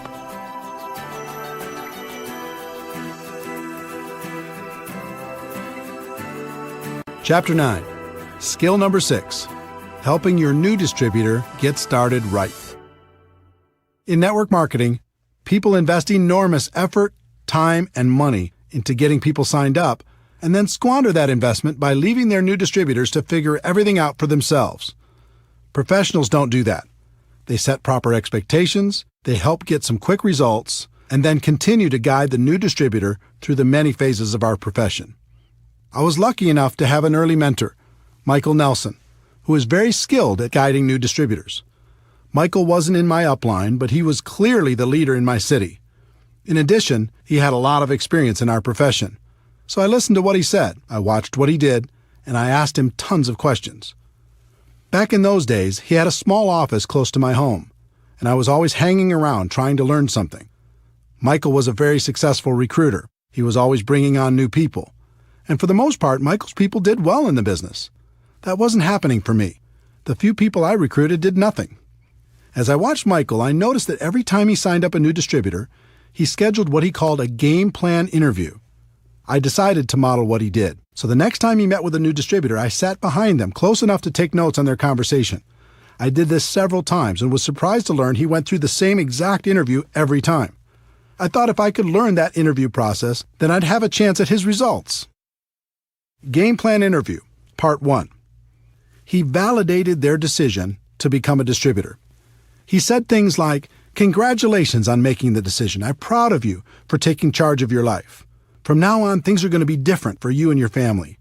It always took less than 5 minutes, but by the end of their discussion, any doubt they may have had about becoming a distributor was gone. They felt great. Game plan interview, part 2. He set their expectations. He knew most people came into our business with unrealistic expectations, so he always said the same 3 things. If you succeed in this business, it's going to be you who creates that success, not me. And if you fail in this business, it's going to be you who creates that failure, not me. You're going to be the difference between success and failure. I'm here to guide you every step of the way, but I can't do it for you. I'm here to work with you, but not for you. Wow, this was a radical concept and so different from the conversations I had when I got a person started. I said things like, "I get paid from what you produce, so essentially I work for you." Well, what kind of expectation do you think that set in the new distributor's mind? I'd also say, "We are going to build a business together," when that wasn't really true. They needed to build a business. I could be a resource, but I couldn't do it for them. The next thing he said was, "My job is to help you become independent from me as quickly as possible. Do you agree that that's a good goal?" Again, this was radical, but it made sense. Up to that point, I had a group that was extremely dependent on me. They only did something when I pushed. But Michael had a group that produced on their own without his constant help. He had duplication and freedom. I didn't. This set the relationship up, so Michael would be the teacher for his group and not the slave. He could show them the skills, and then they could independently build from that point forward. The third thing he said was, "There will certainly be ups and downs as you build your business. There'll be good times and bad times. I'll know when you're in one of the bad times, when you aren't calling me, you aren't showing up for meetings, you aren't on the calls, if I start hearing excuses, that sort of thing. When that happens with you, and it happens with everyone, how do you want me to handle that? Do you want me to leave you alone? Or do you want me to be persistent and remind you why you made this decision in the first place?" This was brilliant, because it's true that everyone will have times of self-doubt. He let them know it was natural, and at the same time, set up the relationship so he was in a position to turn them around when it happened. What Michael accomplished with these 3 concepts was so different from promising the world like I was doing, that it was night and day. With my approach, the distributor would sit back and wait for me to perform. And if I was ever too busy or couldn't help for some reason, I became the easy excuse for why things weren't working out. With Michael's approach, his people became independent quickly. He would coach them from time to time, but he wouldn't allow his group to use him as an excuse for their lack of results. While my distributors struggled, his flourished. Game plan interview, part 3. Michael went through a getting started checklist to help the new person have the best chance for success. The exact plan would be different for every company, but the concept was to do everything possible to get quick results. Here are some examples of what you could include in your getting started checklist. 1. Make sure your new distributor is set up with appropriate products. Just about every company has products that can be personally used by the distributor, so make sure your new person is doing that. Depending on your company, this may include a monthly commitment. It's very important that people develop an emotional attachment to the products, and that can only happen if they are using them and enjoying the benefits. In addition, many companies have products that can be sampled or used in demonstrations. In that case, new distributors should have an appropriate supply so they're properly prepared. 2. Make sure your new distributor is set up with appropriate tools. We've talked about the importance of third-party tools in building a large and successful network marketing business. Your new distributor needs to be prepared to help their prospects with the tools that will professionally take them through the exposure process. 3. Make sure your new distributor gets connected. Show them how to find things on the company website, where the upcoming events are being held, when the leadership calls or webinars are being conducted, etc. Remember, our goal is to help them become independent as quickly as possible. This is an important step in making that goal a reality. 4. Make sure your new distributor has a basic understanding of the compensation plan. They don't need to know it in detail at the beginning, but they should at least understand the key points and what will happen financially as they move through the first few levels. 5. Make sure your new distributor has a fundamental understanding of how to properly invite their prospects to understand more about what they have to offer. You can save them from running out there and talking their heads off with little or no results by giving them a brief overview of how and why a professional invitation process works. Game Plan Interview, Part 4. Michael helped the new distributor create a game plan to get through the first few ranks and challenged them to do it quickly. He understood and helped me to understand that it was a race to help a person get results quickly. If they received early positive reinforcement, they'd continue, and if they didn't, they had a tendency to fade away. Every company is different, so this game plan will also be different, but think about the simple actions you can encourage people to take during the first week to get the best possible results. How can they get their first customer? How can they get their first distributor? Can you encourage them to attend their first company event? What steps can you take to help them earn their first commission check? Success in network marketing wasn't real for me until I earned that first check. When it arrived, everything changed for me. I started to really dream about creating a better life for myself and my family. Helping your new person get off to a quick start is vital. Game Plan Interview, Part 5. Michael always ended by giving some specific assignments. One thing I've learned is new distributors crave direction, and they respond incredibly well to simple assignments. Michael always ended by giving those assignments along with a deadline for them to be completed. He told his new distributor to get back to him by a specific date. It's just like the exposure prospecting process. You go from exposure to exposure, but it doesn't end until they become distributors. The professionals continue to go from exposure to exposure, assignment to assignment. The purpose of all this is to help the new distributor get over the line. When someone gets started, there's always a line between success and failure. On one side of the line, it's easier to quit than continue. On the other side of the line, it's easier to continue than to quit. What can help a person get over the line? Signing up their first customer, signing up their first distributor, getting their first commission check, attending a big company event, making friends inside the organization, proclaiming their intentions to the world, getting promoted to a new level, being recognized for some sort of achievement. There are hundreds of other things that can contribute to a person getting over the line. As a sponsor, your job is to help them get over the line and stay over the line. And the line never really goes away. It's always there. And you as a leader need to be constantly aware of where your people are emotionally. This way you can continue to encourage them to never let go of their dreams.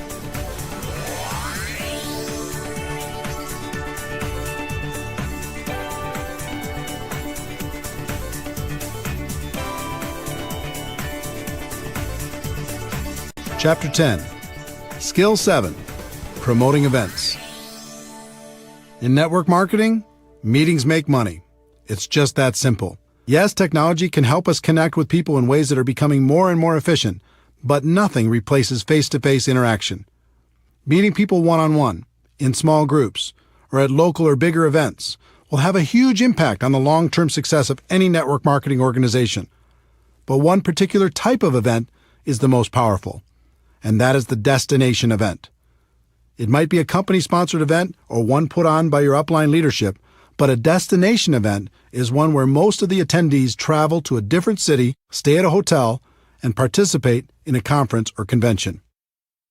Some try to argue that the destination event is dead in the new technology world and people won't travel for these things anymore. All I can tell you is those people aren't top earners in our profession. If you study what the successful people do to build their network marketing organizations, you'll find that virtually every one of them uses destination events as a cornerstone for building their business. There's something magical about getting away from your day-to-day grind and focusing completely on your dreams. Total immersion, even if it's only for a weekend, is good. You can use it to refocus and recommit to your future and gather the strength necessary to go back home and do what's necessary to move your business forward. You gain strength from the presentations you hear during the event. Sometimes a person says something at just the right time in your life and it changes you forever. Over 20 years ago, I was at a convention when a guy by the name of Johnny Daniel said, "You can tell the size of the man by the size of the problem that gets him down." That statement went right into my heart and has helped me ever since. If I ever get sad or depressed, something inside me says, "Is this the size of Eric?"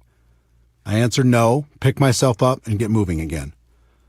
I've had hundreds of those moments over the years at destination events. I gave up blaming at an event. I decided to become a professional at an event. I realized no one could stop me at an event. I decided to go to the top at an event. In fact, as I think back, I can't think of a single significant moment in my network marketing career that didn't happen at an event. They're that powerful. In addition to gaining strength from the presenters, you'll also receive incredible validation of your decision to be involved. It's a concept called social proof, and it's very important. As human beings, we're wired to seek proof from sources outside of our own thoughts and experiences. At a destination event, you'll see lots of other people who've made the same decision you have, and that feels good. Also, you'll see how some of them have overcome their fears and gone to the highest levels in your company. You start to think, if they can do it, maybe I can do it too. There's also some positive peer pressure involved. Most destination events include recognition programs: who won the contest, moved to the next rank, earned the top income, or spoke from the stage. When I went to my first event and I saw all the people walking across that stage, I had one thought: the next time, I'll be walking across that stage. It was inspiring that so many people had accomplished what I hadn't done yet. It made me think I could do it, and it made me work on a plan to make it happen. In addition to being inspired, I also didn't want to show up at the next event without some improvement in my business. That positive peer pressure helped me face my fears and make it happen. Overall, the sense of community at a destination event is comforting. We all live in a world filled with ignorant people when it comes to network marketing. That can be discouraging at times. But when we go to a big event, suddenly we're surrounded by people who think like we think. They have similar beliefs, hopes, dreams, aspirations, and positive attitudes. Spending time with this amazing group of people can literally fill us back up again, so we have strength for the next push. Once you understand how important destination events are to the success of your business, you need to learn how to effectively promote them to your organization. It's really simple. The more people from your group attend events, the more money you're going to make in our profession. Top leaders know exactly how many people are attending, and they make sure to grow that number at every new event. Think about it. Take two distributors who each have a group of 100 people. Distributor A makes it a priority and gets everyone to attend every major destination event. Distributor B doesn't make it a priority, so only a handful attend. Which group is going to be more successful? It's not even a contest. The first step in developing a culture that promotes attendance at destination events is to personally be more committed than anyone else to attending and helping others make the same decision. That means you need to lead by example and never miss a destination event. When I first started in this profession, I didn't know how I was going to do it. I didn't have the money, and I couldn't afford the time. I had the same obstacles as everyone else. But something happened to me at my first event that changed everything. I scraped up enough money to get there, and it was a mind-blowing experience. The stage, the lights, the people, the stories, it was awesome. During one of the sessions, I stepped out to go to the bathroom, and when I came back to the entrance to the big convention hall, I found myself standing next to one of the top income earners in the whole company. It was like standing next to a celebrity. He had achieved what I wanted to achieve, and more. I stood there trying to think of something smart to say, and finally, I simply introduced myself and asked, "What's the secret?" Now, today I know there isn't a secret, and he could have said the same thing to me, but instead, he had a little compassion and gave me an important lesson that serves me to this day. He said, "Eric, do you see this room? It holds about 2,000 people. We have these events about 3 times a year. Here's the secret. At the next event, half of these people won't come back, but the other half that does will be making about twice the average of everyone else in the room. Your job is to be in the 1,000 people who come back." And it doesn't stop there. At the next event, half of those 1,000 won't come back, but the 500 who do will be making 4 times the amount of the average in the room. This continues from event to event. If you continue to come back, you'll end up being among the highest paid people in the room, and eventually, you'll even find yourself presenting on stage. I said, "That's it?" And he replied, "Eric, obviously you're going to have to continue to work on your skills in between events, but my experience has shown me that if you outlast people at our big events, you'll make it to the top." This was pretty simple for me to understand. I thanked him and made a resolution on the spot to never miss a big company event. It wasn't easy. Sometimes the event tickets alone were a problem. I made it a priority and found a way to buy them. Sometimes childcare was an issue. I relentlessly searched for babysitters until we found someone we could trust. Sometimes I struggled with how to get to the event. Instead of taking a nice, comfortable direct flight, sometimes I had to book one with 2 or 3 connections. Instead of flying, sometimes I had to drive, even piling into one vehicle with a group of people to get there. There were even times when I reserved a bus and recruited people in my area to share the ride. The point is, I made it a priority and I made it to the event, no matter what. As for accommodations, today I stay in a suite, but it wasn't always that way. At the beginning, I often shared a room with as many people as possible. Instead of room service, we'd go to the local grocery store and get food for inexpensive meals. And the minibar was strictly off limits. Bottom line, the advice I received all those years ago worked. Because I was ambitious and hungry, I figured out a way to outlast the people who were less committed. And just like that top income earner had told me, my income continued to grow with each event. On top of that, another strange thing happened. I started to feel different than everyone else. I started to feel like an Iron Man. I started to be proud of the fact that I was still standing when other people lost faith. So if you're more committed than anyone else to attending the destination events, that all-important commitment will serve you very well. Once you're fully committed, the next step is to grow the number of people on your team that attend with you. Most people announce the next big event to their group, sit back, and hope people register. Professionals understand there's a big difference between an announcer and being a promoter. Promoters make the event a priority in their group. They are relentless with their message. They tell stories that inspire people to action. They take nothing for granted and don't rest until people have registered. They paint a picture in people's minds about how great the event will be and the benefits of attending. One thing I learned long ago was to never buy someone's excuse, at least at the beginning. I can't tell you how many people started off by telling me the reasons they couldn't attend the next destination event, only to find out that their reason was just an excuse and wasn't really true. The problem with amateurs is they buy that first story, and that's the end of it. Person says, I can't get off work, or I can't afford it, or I can't arrange childcare, or who's going to watch my dog, or there's a birthday party that weekend. And the amateur says, oh well, it is what it is. I hope you can make it to the next one. The professional has a completely different mindset. When they hear an objection, they don't buy that story because they know it's probably not real, or at least not real enough. Instead, they work with that person to help them understand the meaning and importance of attending the event. Then they brainstorm with them to figure out a way to overcome their initial problem. I can't tell you how many people I've talked to who had already decided they were not going to attend the next event, and within 5 minutes, they changed their mind and registered. The lesson here is to tell your story, don't buy theirs. Think of this skill as if you're a publicly traded company and your stock value is tied directly to how many people you have at each destination event. If that were the case, you'd make it a priority to always have a bigger number at the next event, wouldn't you? You might start with just you at the first event, but then the goal needs to be to bring someone with you to the next one and to grow that number at the next and the next and the next. There's no such thing as a silver bullet in network marketing, but this skill is as close as it gets.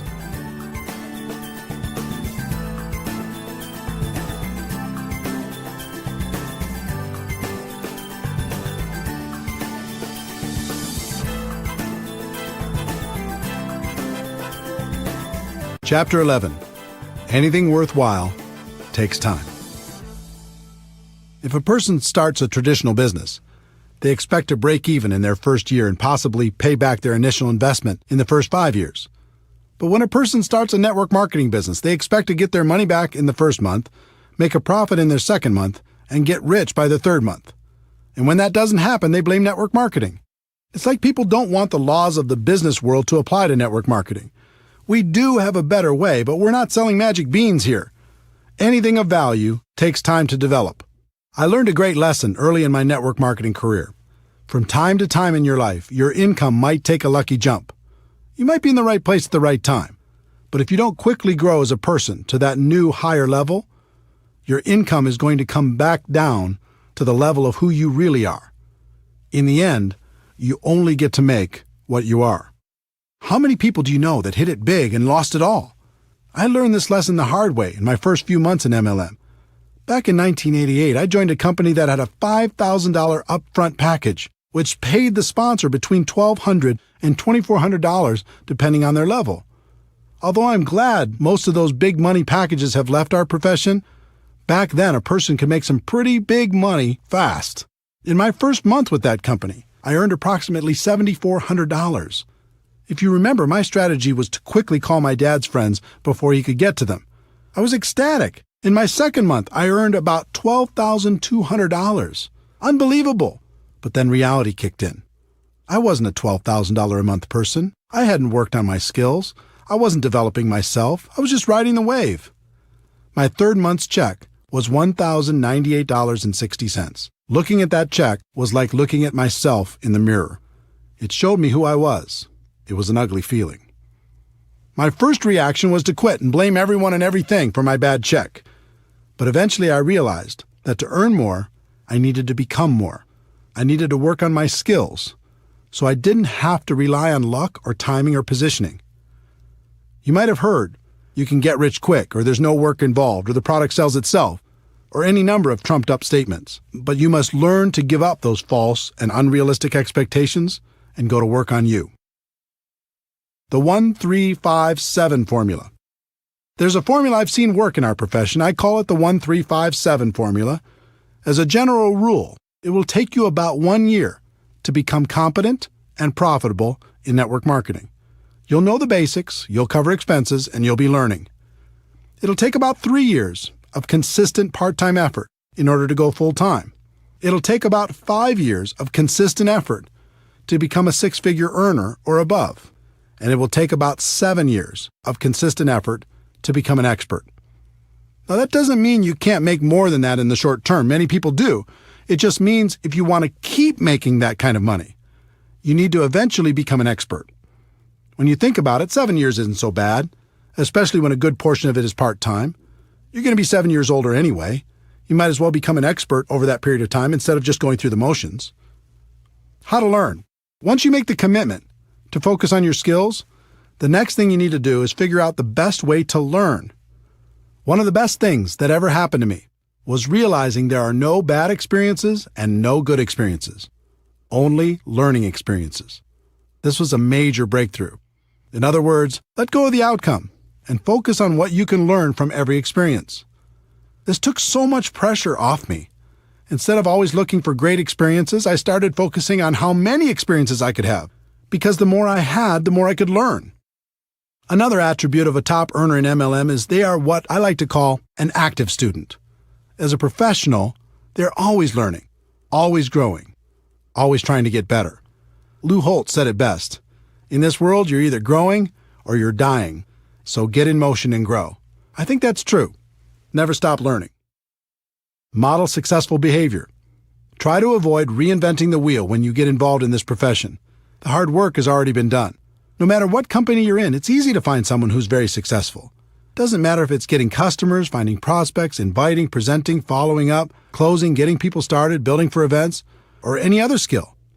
There are people in your company right now who have them mastered.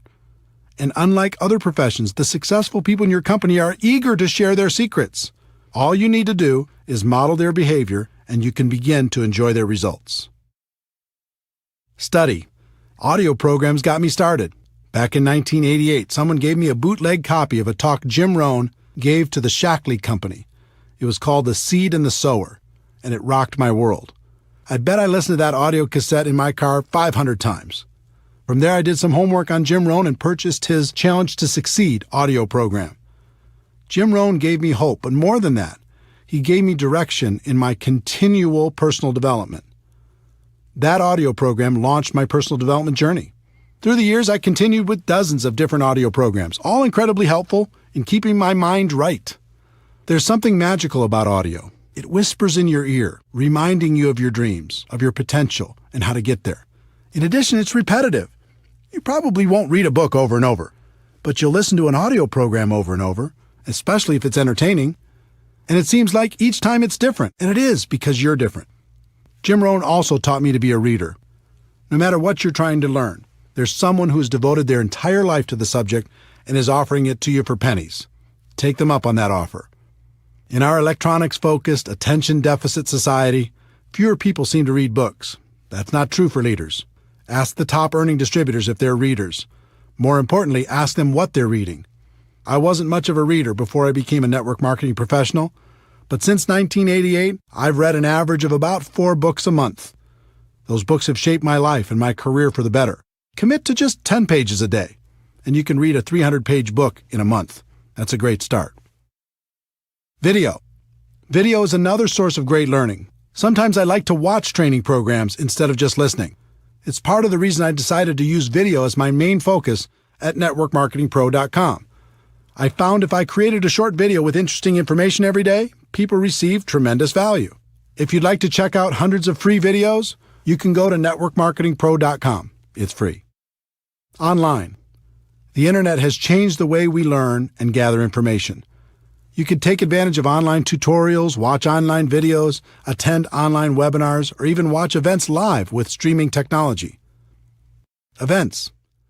The best way I know to really internalize life-changing information is to attend live events. As I've already told you, most of my defining moments have come from events. On one side, there's always good information for a person who's listening.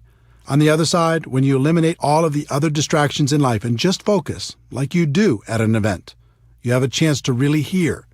Both sides are good. Be careful of distractions. With all of the choices available to you in terms of studying your craft, now more than ever, you must be careful about what you allow into your mind. People everywhere will try to distract you with their latest and greatest breakthrough, and it can be very tempting to jump at all those opportunities. You should be focused on a very narrow range of skills: finding prospects, inviting, presenting, following up, closing, getting people started right, and promoting events. Make sure you master those skills before adding anything else to your to-do list. Take action. Almost all of the learning in MLM is in the doing. If you want to learn how to talk to people on the phone, then talk to more people on the phone. If you want to learn how to do a home presentation, then do more home presentations. You'll certainly figure it out. That doesn't mean you shouldn't continue to seek knowledge on the skill sets for success in MLM, but it does mean you shouldn't wait for complete knowledge before taking action. Part of the reason people avoid taking action is they're afraid they'll be embarrassed. If you want to be successful in network marketing, you must learn to set that fear aside. Here's why. It's very difficult to look good and get better at the same time. Instead of being afraid of how you look as you're learning and growing, be afraid of not taking action and living a life at a fraction of your potential. Let me give you a concept that has served me for over 20 years in the area of developing my skills. Back in the early 1990s, a friend and I were searching for a great network marketing product. We traveled the country and met with many interesting people. Our journey led us to an organization in Michigan called the High Scope Educational Research Foundation. They had a progressive and proven way to teach children how to learn more effectively. High Scope has many components, but the one that struck me then is the one I've used to this day, called Plan, Do, Review. Here's how the company explains the process. In the Plan, Do, Review process, children make plans, carry them out, and reflect on what they have done. In doing so, children learn to take initiative, solve problems, work with others, and accomplish their goals. Their play becomes more purposeful and focused. By making Plan, Do, Review a successful and integral part of your classroom's daily routine, you'll learn how you can promote learning and build on children's interests and intrinsic motivation. When I heard what they were saying on how to use it as a teaching tool for children, the only thing that was rolling around in my mind was how I could use it for myself and the people in my organization. While things didn't work out for turning the High Scope product into a network marketing product, I'll be forever grateful to their organization for helping me and hundreds of thousands of people all over the world to use this concept to build a better business. Here's how I've used and taught the concept for over 20 years now. Choose a skill you want to develop. 1. Make a plan. 2. Do your plan. 3. Review your results to see how you could do better next time. Most people don't make a plan. They just charge out there and do. Even more people never review their results to see how they could improve. Do you see how this connects with no good experiences and no bad experiences, only learning experiences? 1. Make a plan. 2. Do your plan. 3. Review your results, good or bad, to see how you could do better next time. 4. Make a better plan. 5. Do that better plan. 6. Review those results, good or bad, to see how you could do better next time. 7. Never stop applying Plan, Do, Review, and you'll eventually become an expert through trial and error. This little secret to learning in MLM is one of the most powerful I've shared. It's become part of my DNA. I hope the same happens for you. Teaching. Would it surprise you to know that teaching is one of the best ways to learn? It's true. If you want to really master something, teach it to others. Teaching burns a groove in your brain like nothing else can. Who do you think gets the most benefit from the daily video shows at networkmarketingpro.com? I do. I have to think about it, prepare, and present the message every day, so it helps keep me sharp and on top of my game. The lesson for each of you should be to find someone to teach. Even if you just have one person in your group, start there. And as your group grows, look for more and more opportunities to teach. You'll get the most benefit. Your associations. This is another important lesson from Jim Rohn. He taught me the law of association that says you'll become the average of the 5 people you spend the most time with. You'll think how they think, act how they act, talk how they talk, and earn how they earn. Let me tell you something. This law is real. You can't fight it. I've done 3 things over the course of my career when it comes to my associations. First, I've disassociated with the people who are toxic to my life. This isn't an easy decision, but it's an important one. Some people will keep you down permanently. Second, I've limited my associations with negative people or people who weren't helping me grow in the direction of my dreams. I just learned to spend less time with those people and more time on positive influences. And third, I've worked to expand my associations with people who can help me become a better person and a better professional. If you're trying to learn to become an expert in the network marketing profession, doesn't it make sense to find a way to spend more time with the people who have the skills you're looking for? If this is a little too stressful to think about when you're looking at the 5 people you're spending time with right now, here's a little tip. About every 6 months, one of the people in your 5 will change. They'll move, get a new job, start a relationship, end a relationship. Something will happen. The secret is, when that happens, choose very wisely when you're thinking about who's going to take their place. Most people don't think about this at all. They just let the next person fall into that place. That's a big mistake. Find someone who will push you. Find someone who will inspire you. I hope these suggestions on the learning process of becoming a professional have been helpful to you. It's okay to dream big, but you also have to be patient. Anything of value takes time. Continue to develop your skills. Become a permanent student. Those skills will make a place for you for the rest of your life. There's one more concept you need to understand.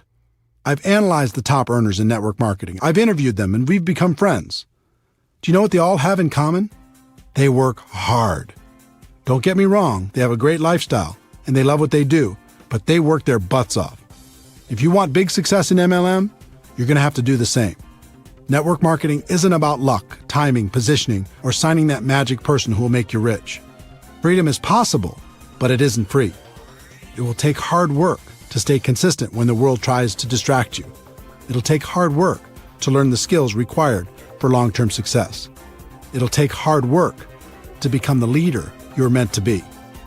Some people in network marketing become unhappy when they realize work is involved. Most of them join for some sort of free ride. When they experience growing pains, they run for the hills. Be different. It might take hard work, but it's good work. And it's the best way I know for the average person to enjoy true freedom.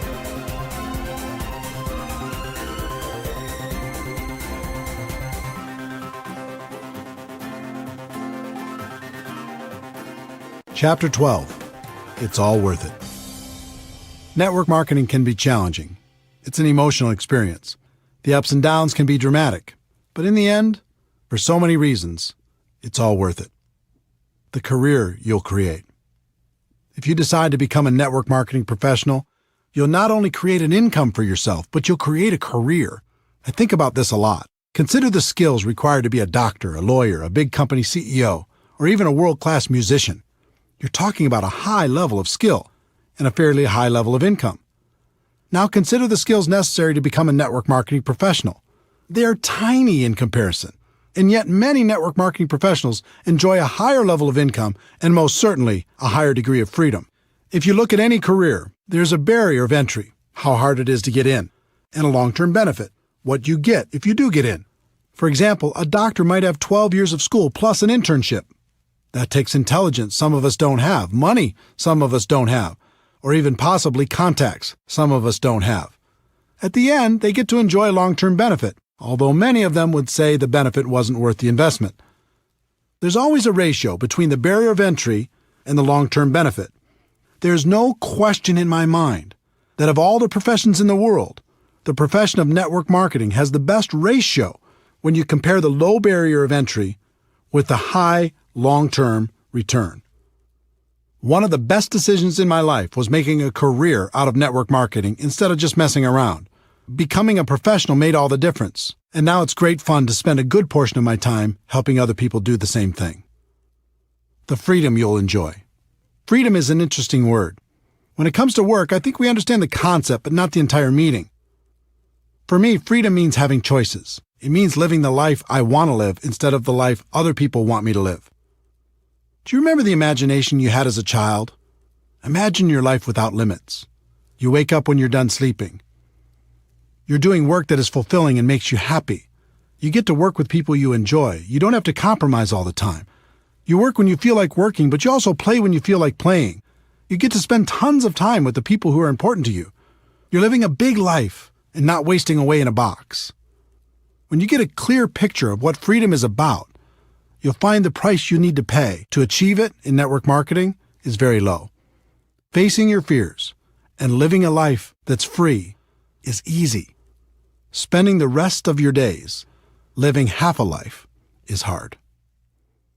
The lives you'll touch. It's one thing to create freedom for yourself and your family. It's another thing altogether to help someone else do the same. There are so many people struggling in this world. You have the ability to help people see a bigger picture for themselves. You can give hope to the hopeless. You can encourage their dreams. You can provide them with the inspiration necessary to face and overcome their fears. One of my greatest joys is to appear in someone else's testimonial. It's great to hear that someone was lost, and in some small way, I was able to help them find their way. Network marketing allows you to do this on a big scale. Not only can you help one person, but you can help hundreds or even thousands to live a better life. And the exciting thing is, that's just the beginning. It's just like throwing a rock into a pond. When it hits the water, you see the ripples growing larger and larger until they hit every edge of the pond. In network marketing, sometimes you don't see all the ripples. You might be aware of the impact you had on one person's life, and maybe one or two more ripples, but they keep growing whether you see them or not. That's why I do what I do. It's why I wrote this book. I know people will be positively impacted, and that's a stone thrown in the water. But then they'll make a positive impact on others, and the ripples begin. And those people will do the same and over and over and over again. With network marketing, you really can make a difference. The people you'll meet. Network marketing has introduced me to the most amazing people. This profession gives you the chance to not only expand your group of friends, but also to be able to spend more time with them. You'll never find a more passionate group of entrepreneurs in any other profession. These people love life and spend their time lifting each other up. Here's an example of what that means to me and what it can mean for you. You can name virtually any state in the United States or any other country in the world, and a friend instantly pops into my mind. Network marketing has also introduced me to many of my heroes. I've been lucky enough to share the stage and become friends with great people, including Anthony Robbins, Brian Tracy, Dennis Waitley, the late Stephen Covey, Tom Peters, Les Brown, the late Og Mandino, David Bach, Robert Kiyosaki, Harvey Mackay, Art Williams, Ken Blanchard, Tom Rath, Daniel Pink, Mark Victor Hansen, Jack Canfield, Jeffrey Gitomer, Gary Vaynerchuk, Tom Hopkins, and many, many others. On top of all that, I've been able to learn from more million-dollar MLM learners than I could count. All of them have had a positive impact on my life and my career. This profession also helped introduce me to my amazing wife, Marina. I was in Moscow for a big MLM training event, and she was attending that event with her family. Because she could speak multiple languages, she was helping to translate backstage. I was smitten. Our first date was in Red Square at midnight after the event. With the snow softly falling around us, I'll never forget it. We've been together ever since. I'm not saying you'll find the love of your life in MLM, but I am saying you'll find friendships that will last a lifetime. The places you'll see. If you build a large and successful network marketing business, a few things will happen. First, you'll win some trips that will be trips of a lifetime. Second, you're going to need to support your organization as they expand into every territory or country where your company does business. And third, you're going to have enough money and time to go wherever you'd like. It's been said that your life can be measured by the number and intensity of your experiences. If that's true, I've already lived a very long life. I've been to every state in the United States with the exception of Alaska, and I'll remedy that soon. I've also been to about 40 countries around the world. I've gone diving at the Great Barrier Reef in Australia, toured the Hagia Sophia in Istanbul, visited the Twin Towers in Malaysia, boated around James Bond Island off the coast of Thailand, visited the tent cities in Nigeria, ridden the huge Ferris wheel in the port of Singapore, had a private tour of the White House, watched the sunrise on New Year's Day at the Grand Canyon, enjoyed a 30-course meal at the world-famous El Bulli in Spain, cruised through the canals of Amsterdam, ridden a hot air balloon over the Rocky Mountains, rented an entire cruise ship for 2,000 of my friends to sail to the Bahamas, had dinner under the stars at the top of the Hotel de Paris in Monaco, visited my heritage in Norway, sailed the Black Sea off the coast of the Ukraine, witnessed the amazing Sistine Chapel in Rome, golfed at St. Andrews in Scotland, watched a World Cup match in Ireland, and prayed at the Wailing Wall in Jerusalem. All of this and so much more was made possible because I embraced the great profession of network marketing. The same can happen for you. The causes you can contribute to. There are lots of worthy causes. You might want to give to your parents or someone else in your family, or to an organization that means something to you. In 2011, I asked Harvey Mackay, best-selling author, as well as a wildly successful businessman and community activist, for his secret to success. He told me his story. Eric, my father sat me down after I graduated from the University of Minnesota at age 21. I was a little bit cocky, going to take on the world, going to start at the top and work my way up. And he said, Harvey, 25%, 1/4 of your life, starting now, is going to be devoted to volunteerism.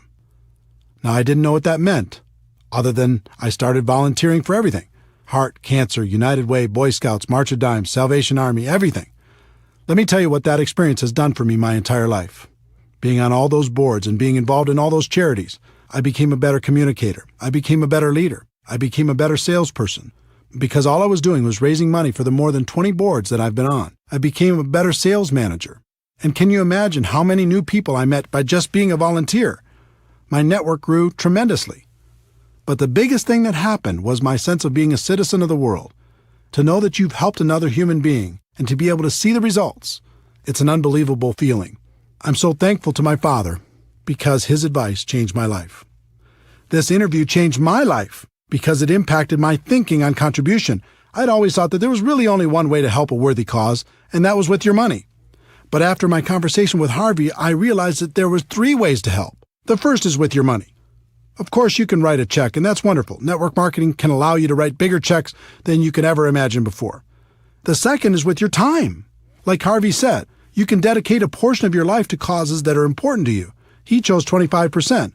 You could choose whatever you'd like, but I'd encourage you to choose. And by time, I don't mean just volunteering a few hours here and there at the shelter or something. I mean, give your time to creative thinking, raising awareness, and raising money. And the third is probably most important, and that is with your influence. Take the time you're going to spend on your cause and put all of your influence behind it. Inspire your organization to do something great with you. Encourage your company to get involved. Leverage your network to do great things. You are powerful, and more so because of your involvement in network marketing. Use that influence for good. It'll change your life for the better. The person you'll become in the process. Network marketing changed my life for the better because it forced me to become a better person. As a profession, we move products and services to the customers who want them, but our real purpose is much deeper. At its core, this profession is an incubator for personal growth. You'll learn how to face your fears. You'll learn how to solve problems. You'll learn how to feed your mind with positives and protect your mind from negatives. You'll learn how to grow stronger. You'll learn how to lead. When I first started out in this profession, I did almost everything out of fear. I was afraid I wouldn't succeed. I was afraid I was going to run out of prospects. I was afraid I was going to miss out on the opportunity. But over time, that fear went away. I decided to focus on myself and my skills instead of all the things I couldn't control, and then everything became clear. I learned the true secret of network marketing. The greatest benefit isn't getting what you want. The greatest benefit is what you'll need to become in order to get what you want. I learned what was always there and what has been passed down for ages. The journey is everything. Thank you for taking this journey with me. Let me conclude by sharing what I say at the end of every Network Marketing Pro video. Ladies and gentlemen, my wish for you is that you decide to become a network marketing professional, that you decide to go pro, because it is a stone cold fact that we have a better way. Now let's go tell the world.